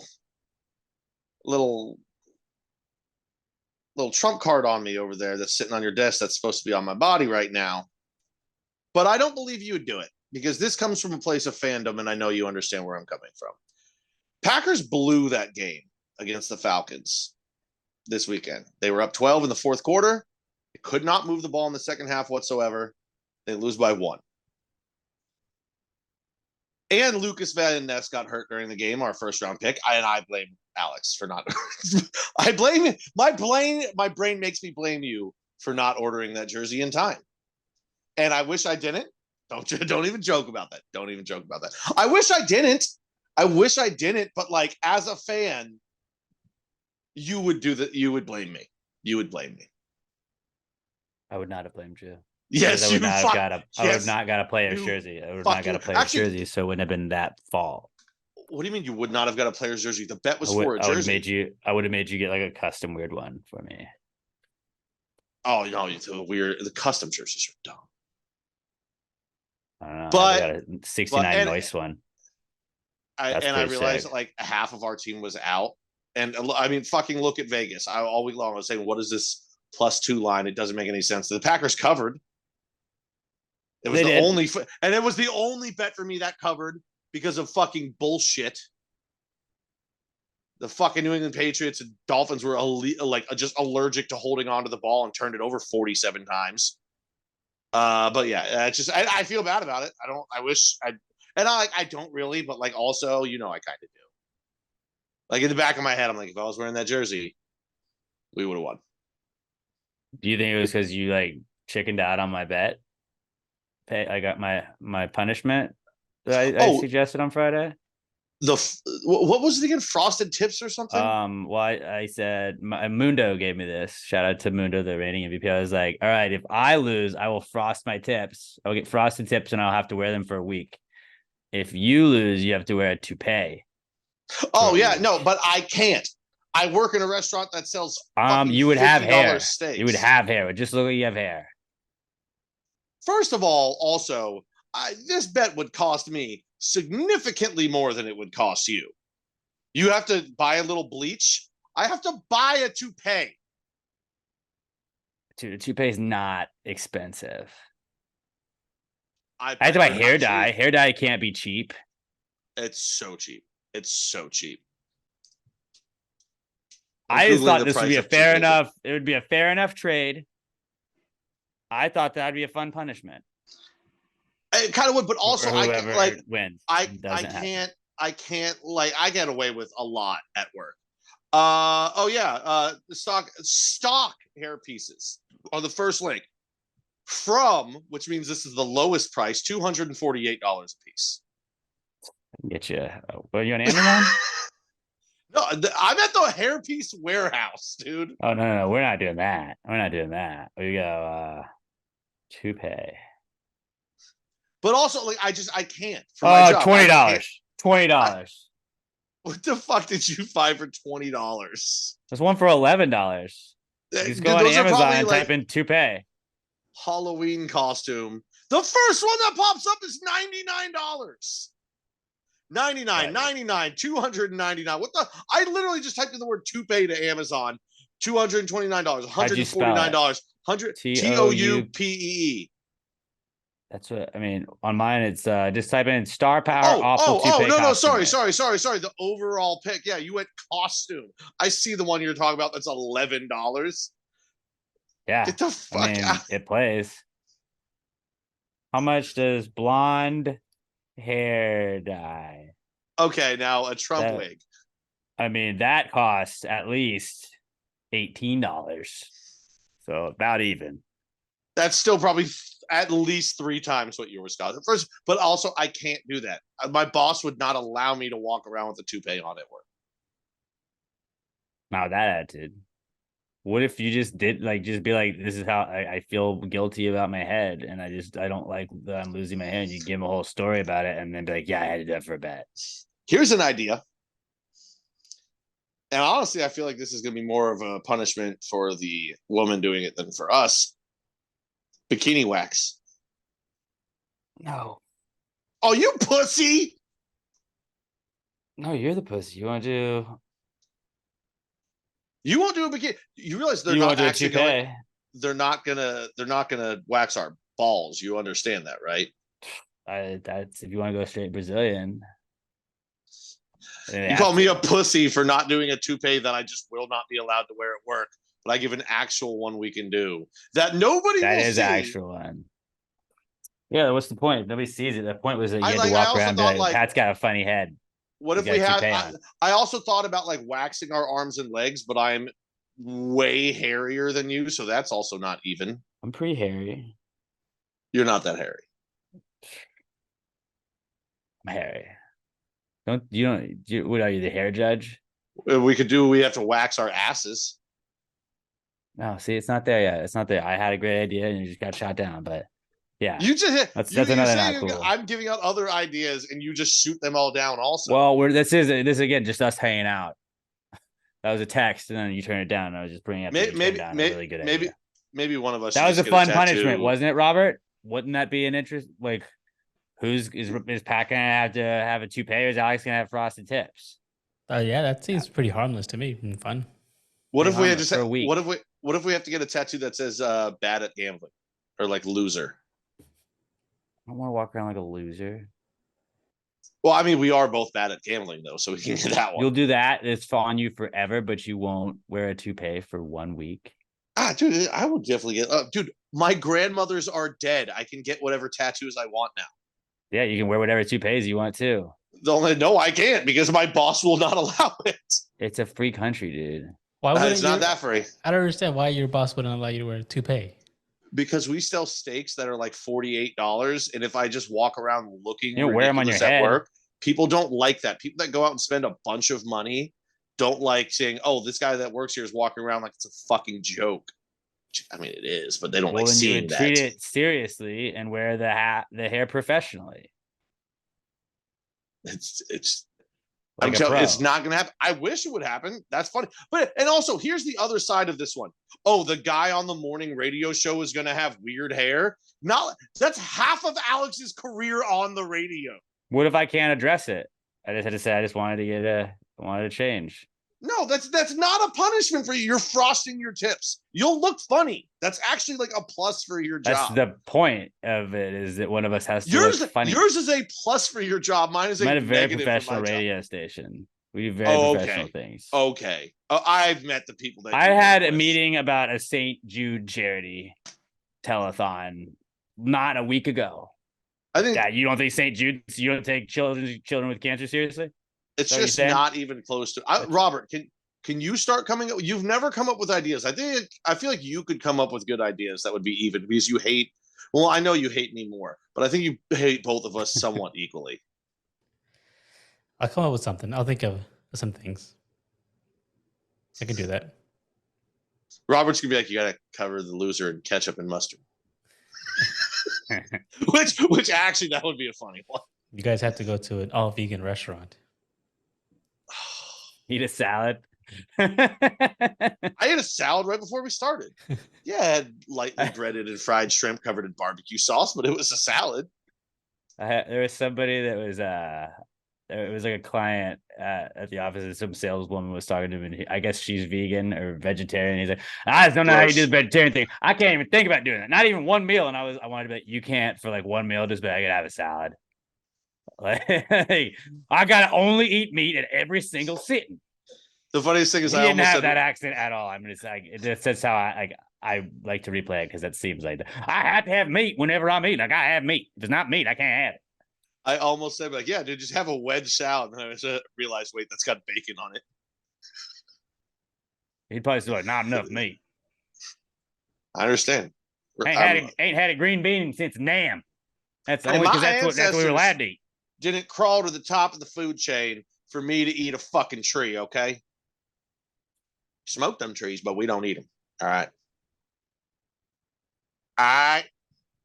By the way, a lot of people thought our PETA take was not that bad.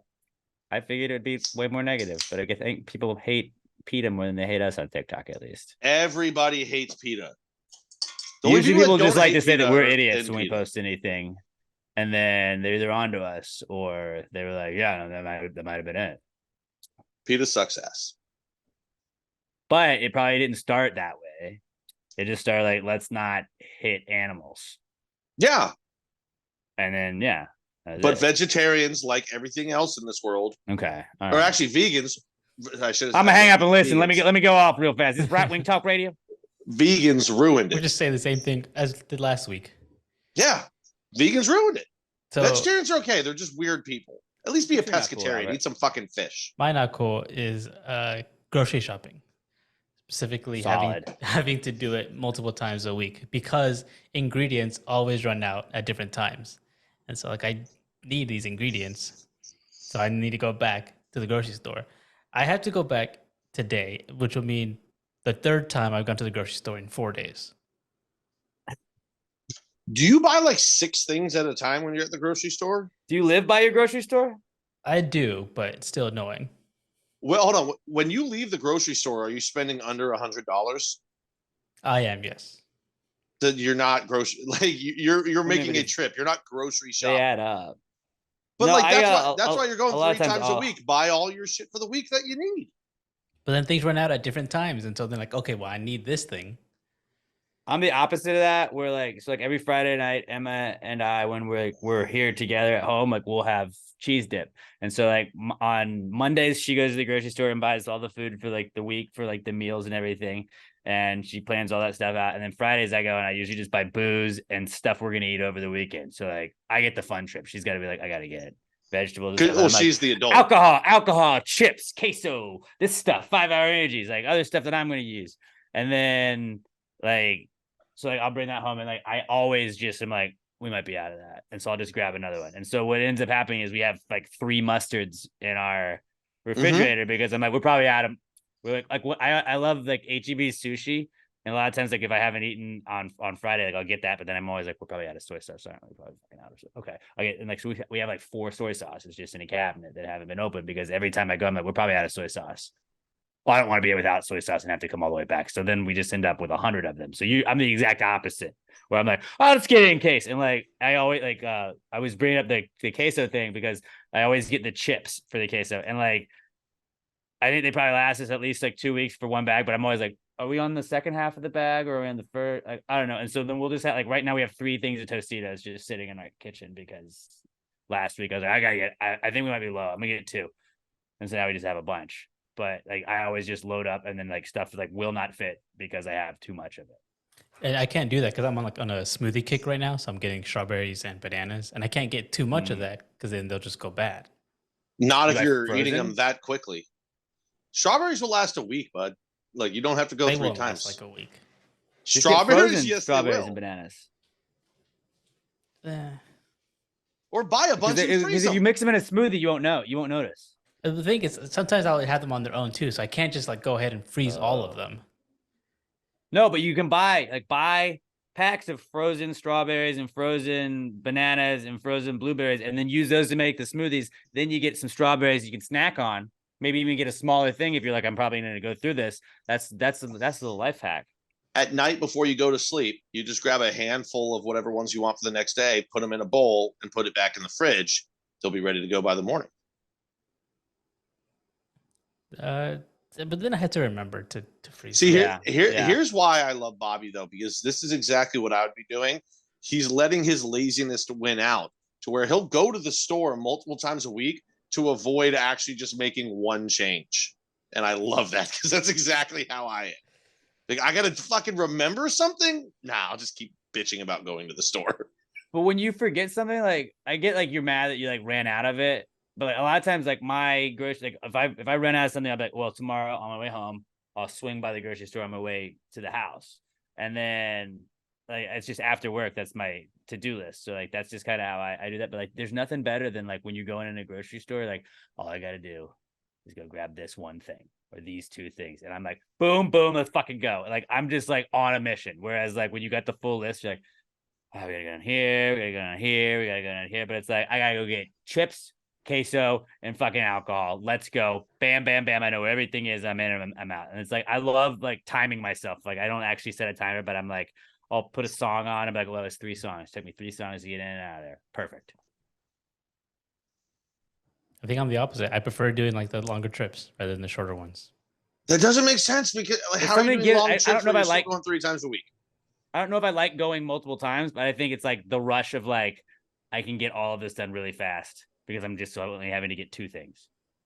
Also I shop weird because a lot of the time I'm eating at the restaurant or my sister will go and like she'll do real shopping trips. And when I go to the grocery store, it's like, I want to make fucking sandwiches tomorrow. And I'll just go buy like all the shit I need for sandwiches. And then I'll be like, fuck, we probably need paper towels. And I'll just get that too. And I'm in and out.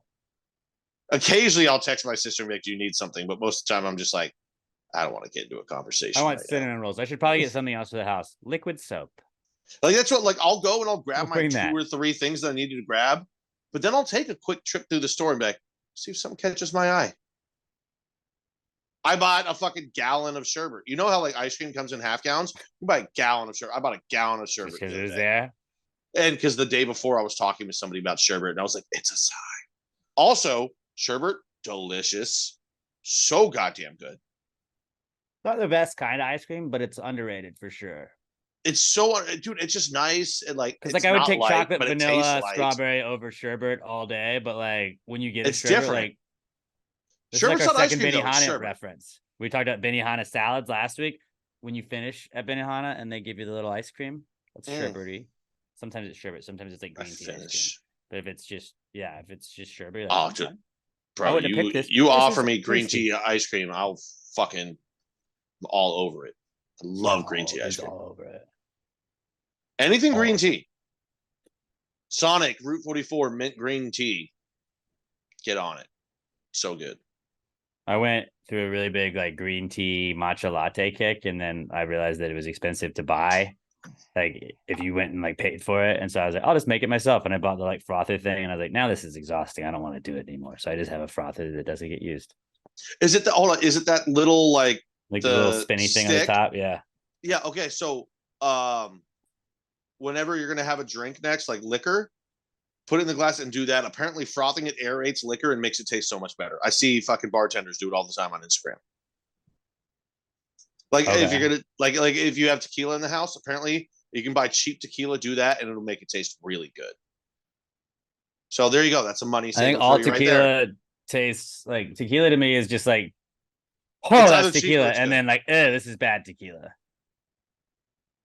No, there's good tequila. I'm just always like, I've had bad experiences with tequila, so it always just leads me to like. And for all the people out there, they're like, yeah, Casamigos. No, Casamigos is not good tequila. They add a bunch of shit in it to make it taste good. It's expensive tequila. It's not good tequila. That's the George Clooney one, right? Yeah. Get Lalo. It's Don Julio's grandson. No free ads. Bleep that out. Bleep that out, please. All right, no free ads. They have to pay for that. Send them a bill, Robert. Remember to send. Who was it? Bleep this too. What was the name of the company? Lalo. Lalo. Send them a bill. Since it was just one mention, is $15. Got it. What if we did that? And what if they sent us back $15? Like, oh shit. Just see if they have like a Venmo, and just send them like a Venmo request. Like, you can send people Venmo requests for literally any amount of money, right? I send my friend Tessa, like I always send her like $100,000 Venmo requests, and she denies them. But it's like one of these days you're actually going to hit accept. So that would like what would happen? That's my money then. Because like my bank account is attached to that. If I accidentally just hit it and it goes, yeah, like I think it asked you like 3 times. I've never gotten a Venmo request. When I owe people money, I just give it to them. No, I know. Like it took me a while to realize you could even send requests, but it's funny just to be like I've never sent one seriously, but it's just like $250 just cuz. And she's like, no, did you send me $500 request again? I'm like, I don't know. Thought you maybe feeling generous. Dude, and now that you kid make more money than me. By the time we're grandparents, like grandkids are gonna be sending their grandparents like, cause I'm your favorite. That's bullshit. I could only get money from my grandparents when I saw them. I don't kids have it too good. Like the joke request, as long as you got it in your fucking Twitter bio. You look like a poor, all right? I get it. That might be why you have it there, but you look like a poor when you got your GoFundMe or your Cash App or your Venmo. I don't think anyone, and for any gift, here you go. And it's like, all right. I don't think anyone would ever send me money, but from time to time, I'll be like, I kind of want to put it in there just like, what if somebody sends me $20? I'm like, sweet. You just bought my next bottle of liquor. That's awesome. I don't think they do it for dudes, but I definitely think it works for chicks, and it's like wild. That some dude's just like, you know what? Good morning. Here's $50 for no reason. What? I mean, hey, dude, you gotta do what you gotta do. If I was a hot chick, I'm not knocking it. I'm jealous. I'm envious of it.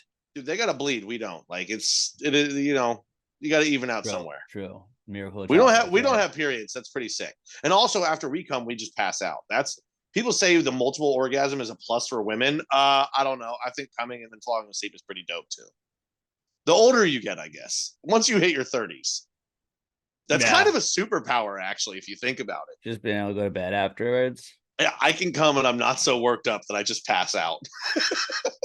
That's pretty sick. So I did turn JJO. Just jerk off. Just jerk off. I mean, it's the oldest remedy in the world for guys. I can't fall asleep. Don't do anything you regret. Just jerk off. Yeah. I'm just gonna jack off and then I'll fall asleep immediately. All right. So that's our not cool segment.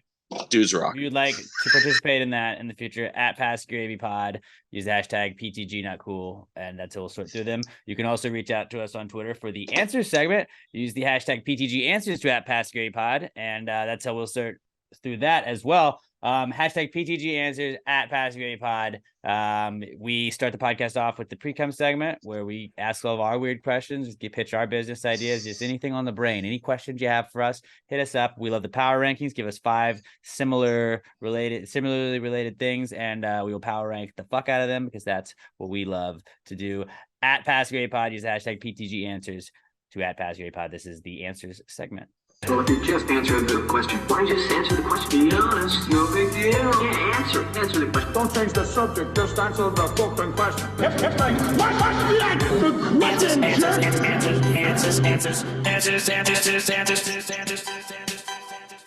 Any questions?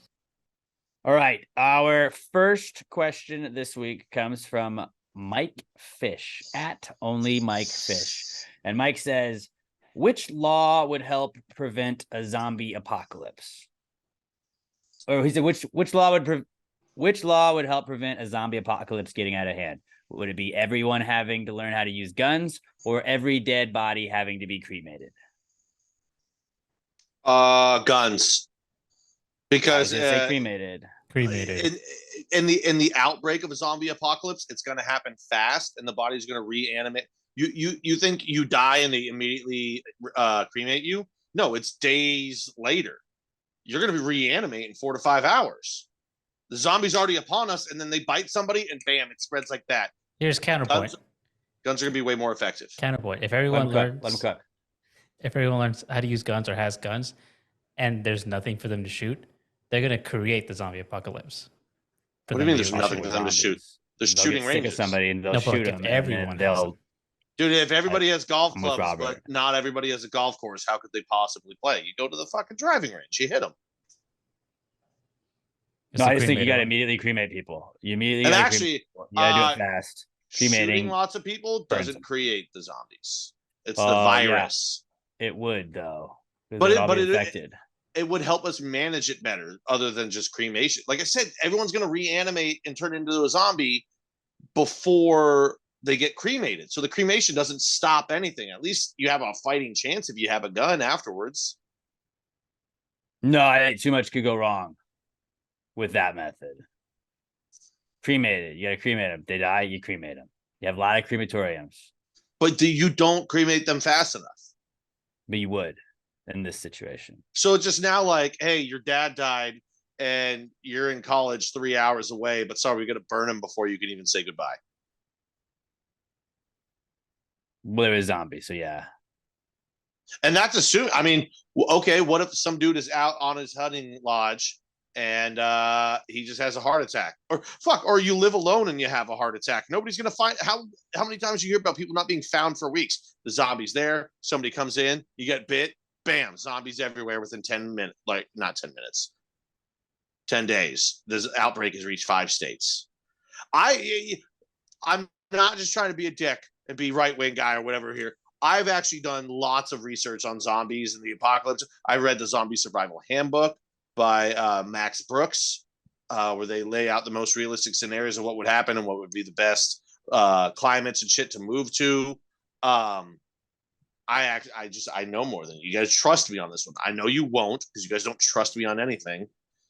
But trust me on this most of Walking Dead, so that's basically a documentary on how to survive it. Walking Dead is wildly inaccurate to what would happen. You know what, Alex? What? Pat is FEMA certified from 10 years ago. I am. So, you That's know, still maybe- active. Probably not. Well, you by don't the need to way, ask that question. In my certification, I don't see an end date. It's just I am now certified. I know how to handle and how to delegate different agencies on how to get shit done. That knowledge doesn't run out. Hey, do you still know how to ride a bike?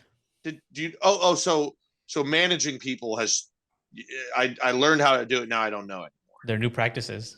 People change. New practice. People That's evolve, a great yeah. point. Mhm. It's a great That's point, learning. Robert. That's learning on the fly, baby.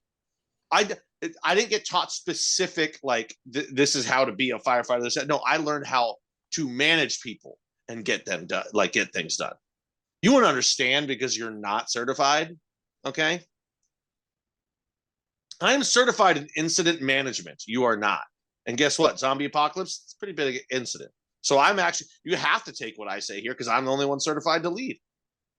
You sound like Vince Vaughn, like on one of his rants in a movie where it's just like I will just keeps take going that. to try and sell it. I will Even if take it that as hasn't. a massive compliment. Thank you very much. But I think it's 2-1. We would go with dead people being cremated immediately. Great question, Mike. Flamethrower in every home. That's what you guys are going for because that's the only cremation you're going to get. Next one we got. I saw 2 zombie questions this week, so I was like, "Fuck it, let's go back to back zombie questions." Alex O Love writes it. in. He's at Alex McThunder1 on Twitter, and Alex O says, "If a vampire bites a zombie, does the zombie turn into a vampire, or does the vampire turn into a zombie?" I'd like to go first on this because I think that it's a little bit of both. I think the zombie turns into a vampire zombie. He's a vampire that's already dead. And then the vampire is obviously very sick, will become a zombie when he's dead, but he's still a vampire. So they're both going to just be vampire zombies. Robert? I think the zombie turns into a vampire. But he's already a zombie, right? Does he? He doesn't get undead though. You're both wrong. So the vampire depends on healthy blood to juice itself and stay alive. It's sucking on infected blood. The zombie doesn't have the ability to turn into a vampire because it's already fucking zombified. It is what it is. It's done. The zombie virus is then being introduced into the bloodstream of the vampire. The vampire, now I'm not saying it's just going to be straight up become a zombie. I think it's going to become a super zombie that also has vampire capabilities. But I think the zombie itself just it stays a fucking zombie.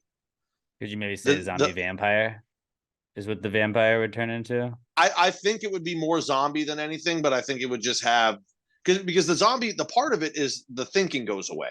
You're brain dead. You are just a machine at that point. Vampires, fully smart, all that shit.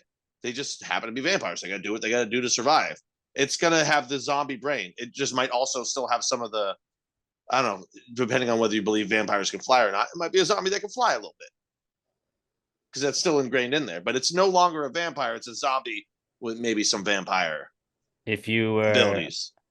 If you were a soldier and you turn into a zombie, would you not be a zombie soldier?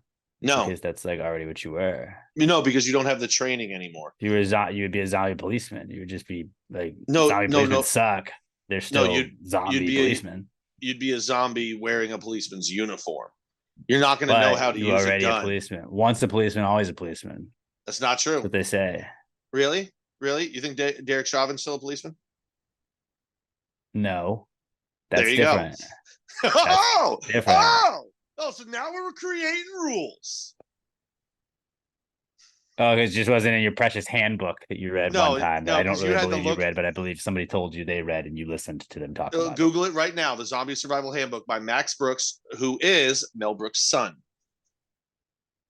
It's fucking apple fell way too far from the tree. Oh, I will smack you in the face. You don't talk about Max like that. It's a good man. He'd die first in a zombie apocalypse, probably.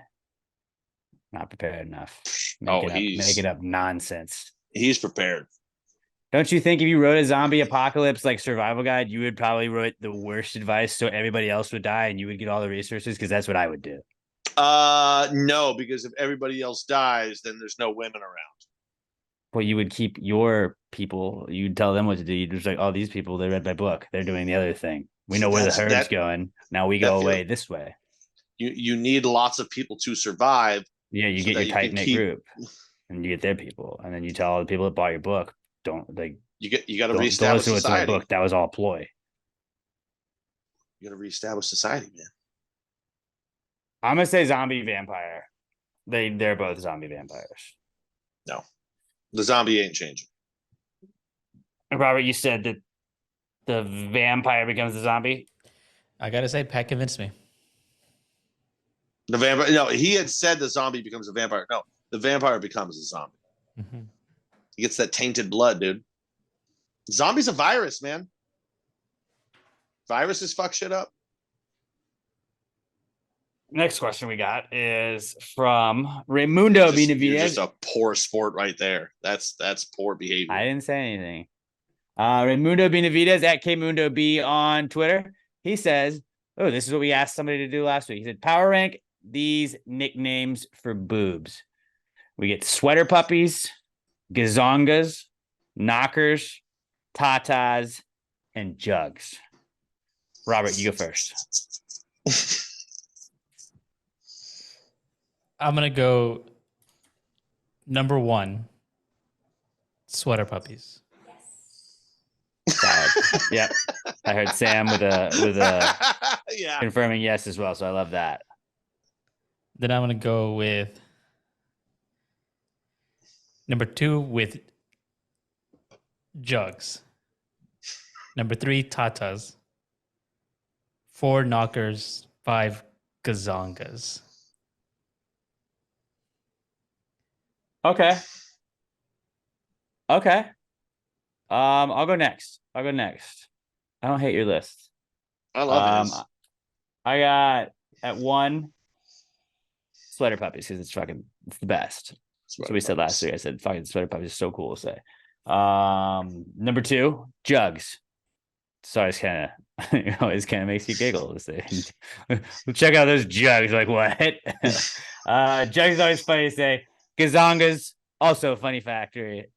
Just like I don't know if I've ever heard them really seriously referred to as gazongas, but just check out those gazongas. Just that sounds hilarious to me. 4 is knockers and 5 is tatas. I don't know why. Never really loved the term tatas. Never really loved it. So I go sweater puppies, jugs, gazongas, knockers, and tatas. I am almost identical to Robert. At sweater puppies 1, that's awesome. 2, I actually probably say more than anything else. I'd more like to say it, and it does make me smile. But jugs, look at those jugs over there. Jugs are great. Then knockers, probably more likely to say that next. Oh, she's got some fucking knockers. Then tatas and gazongas 5. I could just never. I don't know when I have or ever would be like. Look at those gazongas. There's like, but it's funny. It's funny, but there's like 15 other. I would just say, look at those tits. Yeah, fair. But Tits I just should wanted be to on power this rank list, really. boob nicknames. Well, tits is kind of like referring like that's. Oh, sorry. It should be titties with D's. Titties. Solid power Boobs ranking, Mundo. Thank you for doing that for us, buddy. All right. Next one we got is from Cruz Garcia at my name Craig08 on Twitter. And Cruz says, is going to bed just an adult nap? I don't think so. And I will tell you why. Because I think that an adult nap is just like, as I've gotten older, I've realized an adult nap is me fighting myself to admit that I need to go to bed. It's me just being like, it's just a nap. I'm gonna get up and go to bed in a second. And then I end up waking up the next morning on the couch because I was just telling myself it was just a nap. Like a nap is always just a nap. It's gonna end. But an adult nap would just be like going to bed. You're intentionally going to bed. I don't think it makes it an adult nap. Yeah, no, the nap is just I'm gonna just knock out a little bit. You might not even realize you're on the couch. You're out 15 minutes, half hour, maybe even an hour. Hell, you can even nap for 2-3 hours sometimes. It goes like that. Sleep is when you're like, all right, I'm ending my day. Like I'm going to sleep. And I will say the only time you could call it an adult nap would be if you're going to sleep when the sun has already started to come up and you're like, I gotta be at work in like 3 hours. Then you can call that an adult nap. You're like, I fucked up. I'm going to sleep, but really this is just a nap. But no, naps are not a shit. How is that worded? Going to bed is not an adult nap. Going to bed is like I'm ending my day. I don't count naps in beds as naps, even though you can take a nap in the bed. Even though you can take a nap in the bed, it's like that's all. You're already at home. You know, you're at home. You're in your fucking home turf. It's like you gotta be on the couch. Like a nap has to be not where you normally sleep. No, so I used to take a nap in my bed once a week, at least, because what I would do is on Wednesdays when I was off before I changed my current work schedule, and I was working mostly nights, the only morning that I worked was Thursdays. The day after my day off and doing this, I'd get drunk all day. I'd go to work on Thursday. In the morning, I'd get home and immediately I would go up to my room and I'd take a nap for like an hour, 2 hours. My body would be running on nothing because I'm a fucking degenerate. That's one of the best naps. Like a planned, like falling asleep on the couch, great nap. Just like doing whatever you're doing and you fall asleep and you wake up later, like, oh, I feel refreshed. That's a great nap. But a planned nap, like I'm going to go get into bed in the middle of the fucking day and I'm going to knock out for like 30 minutes. That's a great nap. That feels to me like it's just going to sleep. It's like, not I know because it's technically a nap, but it's like a nap to me can't be on your home turf. I'm not my bed's my home sleep. turf. I gotta be on my couch. Gotta be in the chair. I'm going to take a nap. That's the thing. I'm planning on the nap. Going to sleep means I'm ending my day. The day is done. I'm finished. It's sleepy time.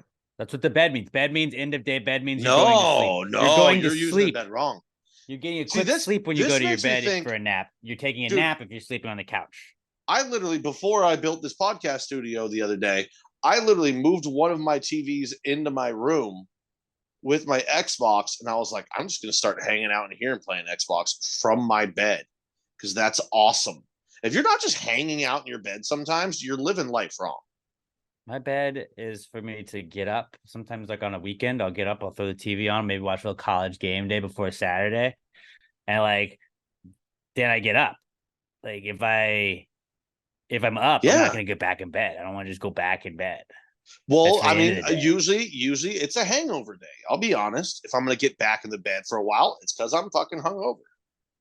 And there's different times like tired, that. Yeah. And I need to I need to jerk off to get the endorphins out. And then I need to reset my brain with a quick 30-minute nap. And you wake up, you're like, wow, I feel ridiculously better. Like I've had days like that where you're hungover and you're like, I'm just going to go lay in bed. But I consider that me just sleeping it off. I don't consider that a nap. That's me sleeping off a hangover or whatever I got. Maybe I don't. No, because for me, being sick. You're sleeping. Sleep is what you do from one day to the next. I'm not sleeping on the couch. I'm taking a nap on the couch. I'm only knocking out for an hour or two. That's the thing about and you can go to sleep. Naps are like it's going to be abbreviated. I'm not getting a full sleep. I'm not getting my full, if you're a regular person, 6 to 8 hours. If you're Alex, 3 hours. See, that's also what is fucked up. Your sleep schedule is ridiculous. You'll sleep like 3-4 hours during the week. And then when you need to, you'll catch up on the weekend. But now it's football season. So you just run off of like 15 hours of sleep a week. I don't know how you do it. I'm just going to die 12 years earlier than I probably should. See, that's what it is. You're not qualified to answer this question because you have one of the most ridiculous. I would say I'm the most qualified. No, because you're one of the people that can run off of 3 hours of sleep. And for some people, 3 hours is just a good long nap when you need it. And there's been days when I get home, I'll nap for 3 hours. I'll be up for another 4, and then I'll go to sleep.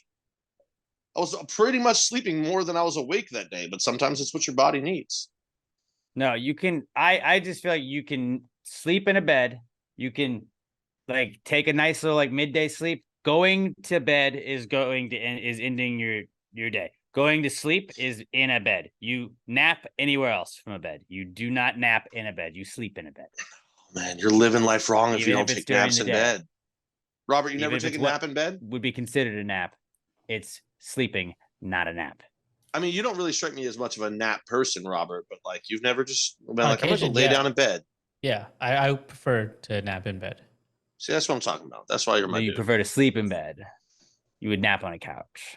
No, you're just wrong. That's 2 in a row. I'll die on this hill. Well, then you're going to die quick, You sleep in beds, you nap elsewhere. which you're probably going to die quick anyway because you get fucking less than 20 hours of sleep a week. I Maybe sleep just more than 3 efficient. days than you do in a week. Sick brag. I'm more efficient. You So are what? also. I've got a lot more body that needs to run. You know, like I need more rest because I've got more mass. Science. Sure. I'm a mass monster, bro. I think I used that right. All right. Debater. Last question we got is from Quentin Hughes at Q the Ace on Twitter. And Quentin says, like, how are there volunteer firefighters? What would be the best job to volunteer for? There are volunteer firefighters because people volunteer to do it. I guess like people are like, what's your hobbies? You're like, I really enjoy putting out fires. But also, like sometimes small towns and shit, it's just like you need a fire department, but small towns they can't pay for it. You have a volunteer fire department. Maybe they get like a little bit, but it's like, you know, they get training and everything, but maybe where you are, you don't need a full-time fire department. It's not a big city. There's not fires every day, but you need guys that are trained and ready to go when it happens. Those are the volunteers.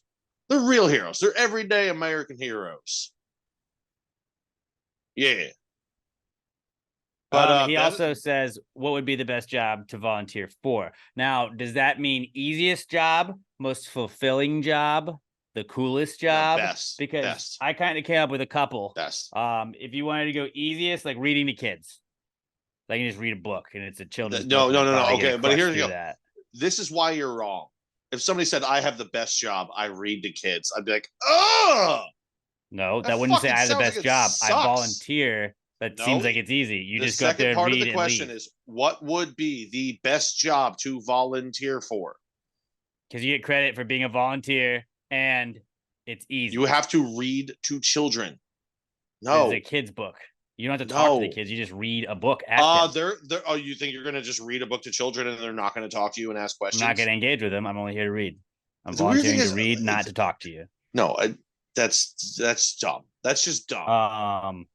The best feeling, doing anything for the troops or kids.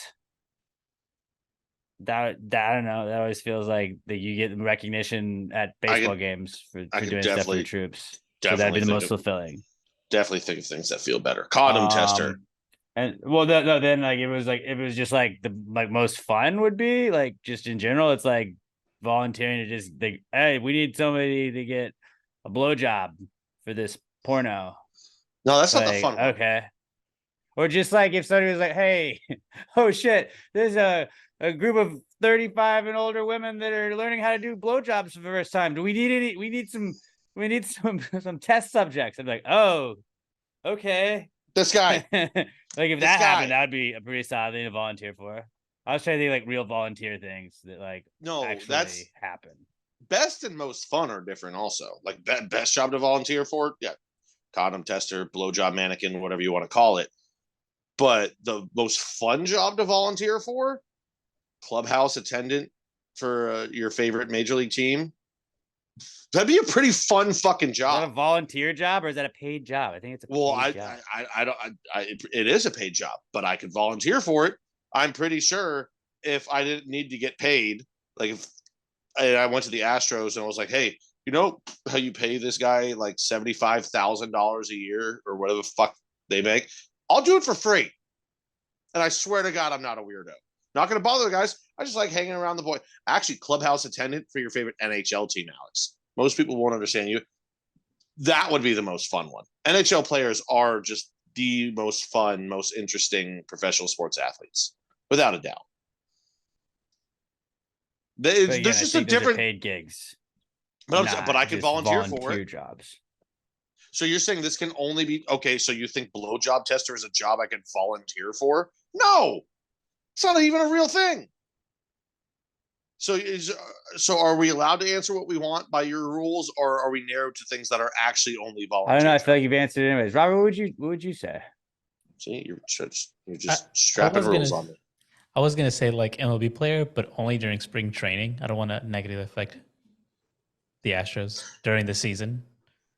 I don't think that works though, because that's a job you have to qualify for.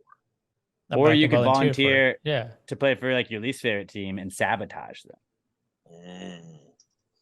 No, but then you want around my least favorite team, and also you're hanging around the boys, sabotaging them. Dude, you're with the boys in the locker room all the time. You're gonna grow bonds to them. You're not gonna want to suck for the boys. Exactly. You just be like a volunteer doctor. That sounds shitty, dude. People come to you with their problems. But you save lives. That's you know what? Sick. I mean, especially if it's just volunteer and you can quit whenever you want, because you don't want to do a video game tester. Just hang out and play games all the time. Yeah, like a beta tester. If you're like, hey, I'll give you a pre-download link for this. You gotta test it out. Here's a job I want to volunteer for. I want to be ninja. I just hang out and play video games all the time. People give me money. That sounds pretty sick. I almost said Mr. Beast, but just because he's so rich, but also he's gonna go and like talk to people and like do shit. That sucks. Podcaster, professional. What about podcaster. Superhero? Did Batman get paid? Weird enough that you brought this up. I decided that if I became a superhero, what I would do to throw people off of my secret identity is I would make people think I was a Mexican superhero. I'd wear like a luchador mask, and my name would be fuck, what I say it was. Damn it, I think it was Primero. Cultural appropriator. Yeah, but like if it was like, oh, it's the Mexican during superhero. Hispanic Heritage Month, Pat. Fuck, Pat. I'm sorry. Have you ever seen Canelo Alvarez? You think Mexicans can't be white? That's fucked up by you. That's fucked up by you and your prejudices, not mine. Uno reverse card. Back at you.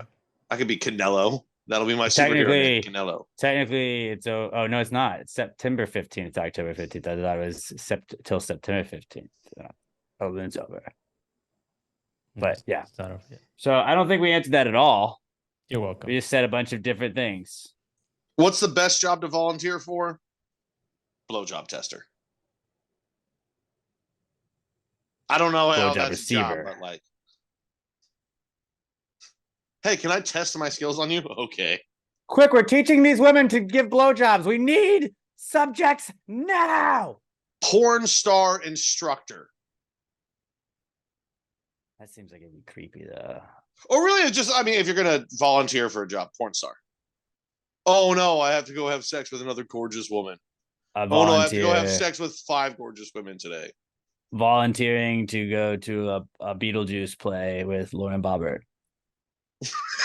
That's a good one. That's the best volunteer job right there. And on that note, don't forget to juice your own beetles, fellas. And ladies, juice your fellas beetle for them. Give them a little of that beetle juice, if you know what I'm saying. Go Giants, go Packers this week. Fuck the Cowboys, fuck the Eagles. Everybody else have a great week. Hope your team wins, unless I don't like your team. Go Sam. Fuck U of H. Suck it, Robert. Whoa. Suck it. I'm just kidding. I don't mean that, Robert. I love you. But I hope your team that you don't watch loses. Go Astros. That's better. Go Astros. Go Astros. And Giants, too. But also, have a great rest of your week. We'll talk to you guys next week. Until then, please give us a 5-star review. Follow us on YouTube, all that stuff. At Pass Gray Pod, I'm at Alex J. Middleton. Pat's at Not Pat Dan. Robert is at Robert Barbosa 03. Give us a follow on all of those. Until then, pass the gravy, bitches. Gravy, gang, gang, gang. Baby, pop the top and let it spread. As we're listening to Pass the Gravy. We're going fishing for your bitch today. We're drunk in Houston, Houston, baby. Now we go ahead and lick and we'll get rich today. Rich, bitch.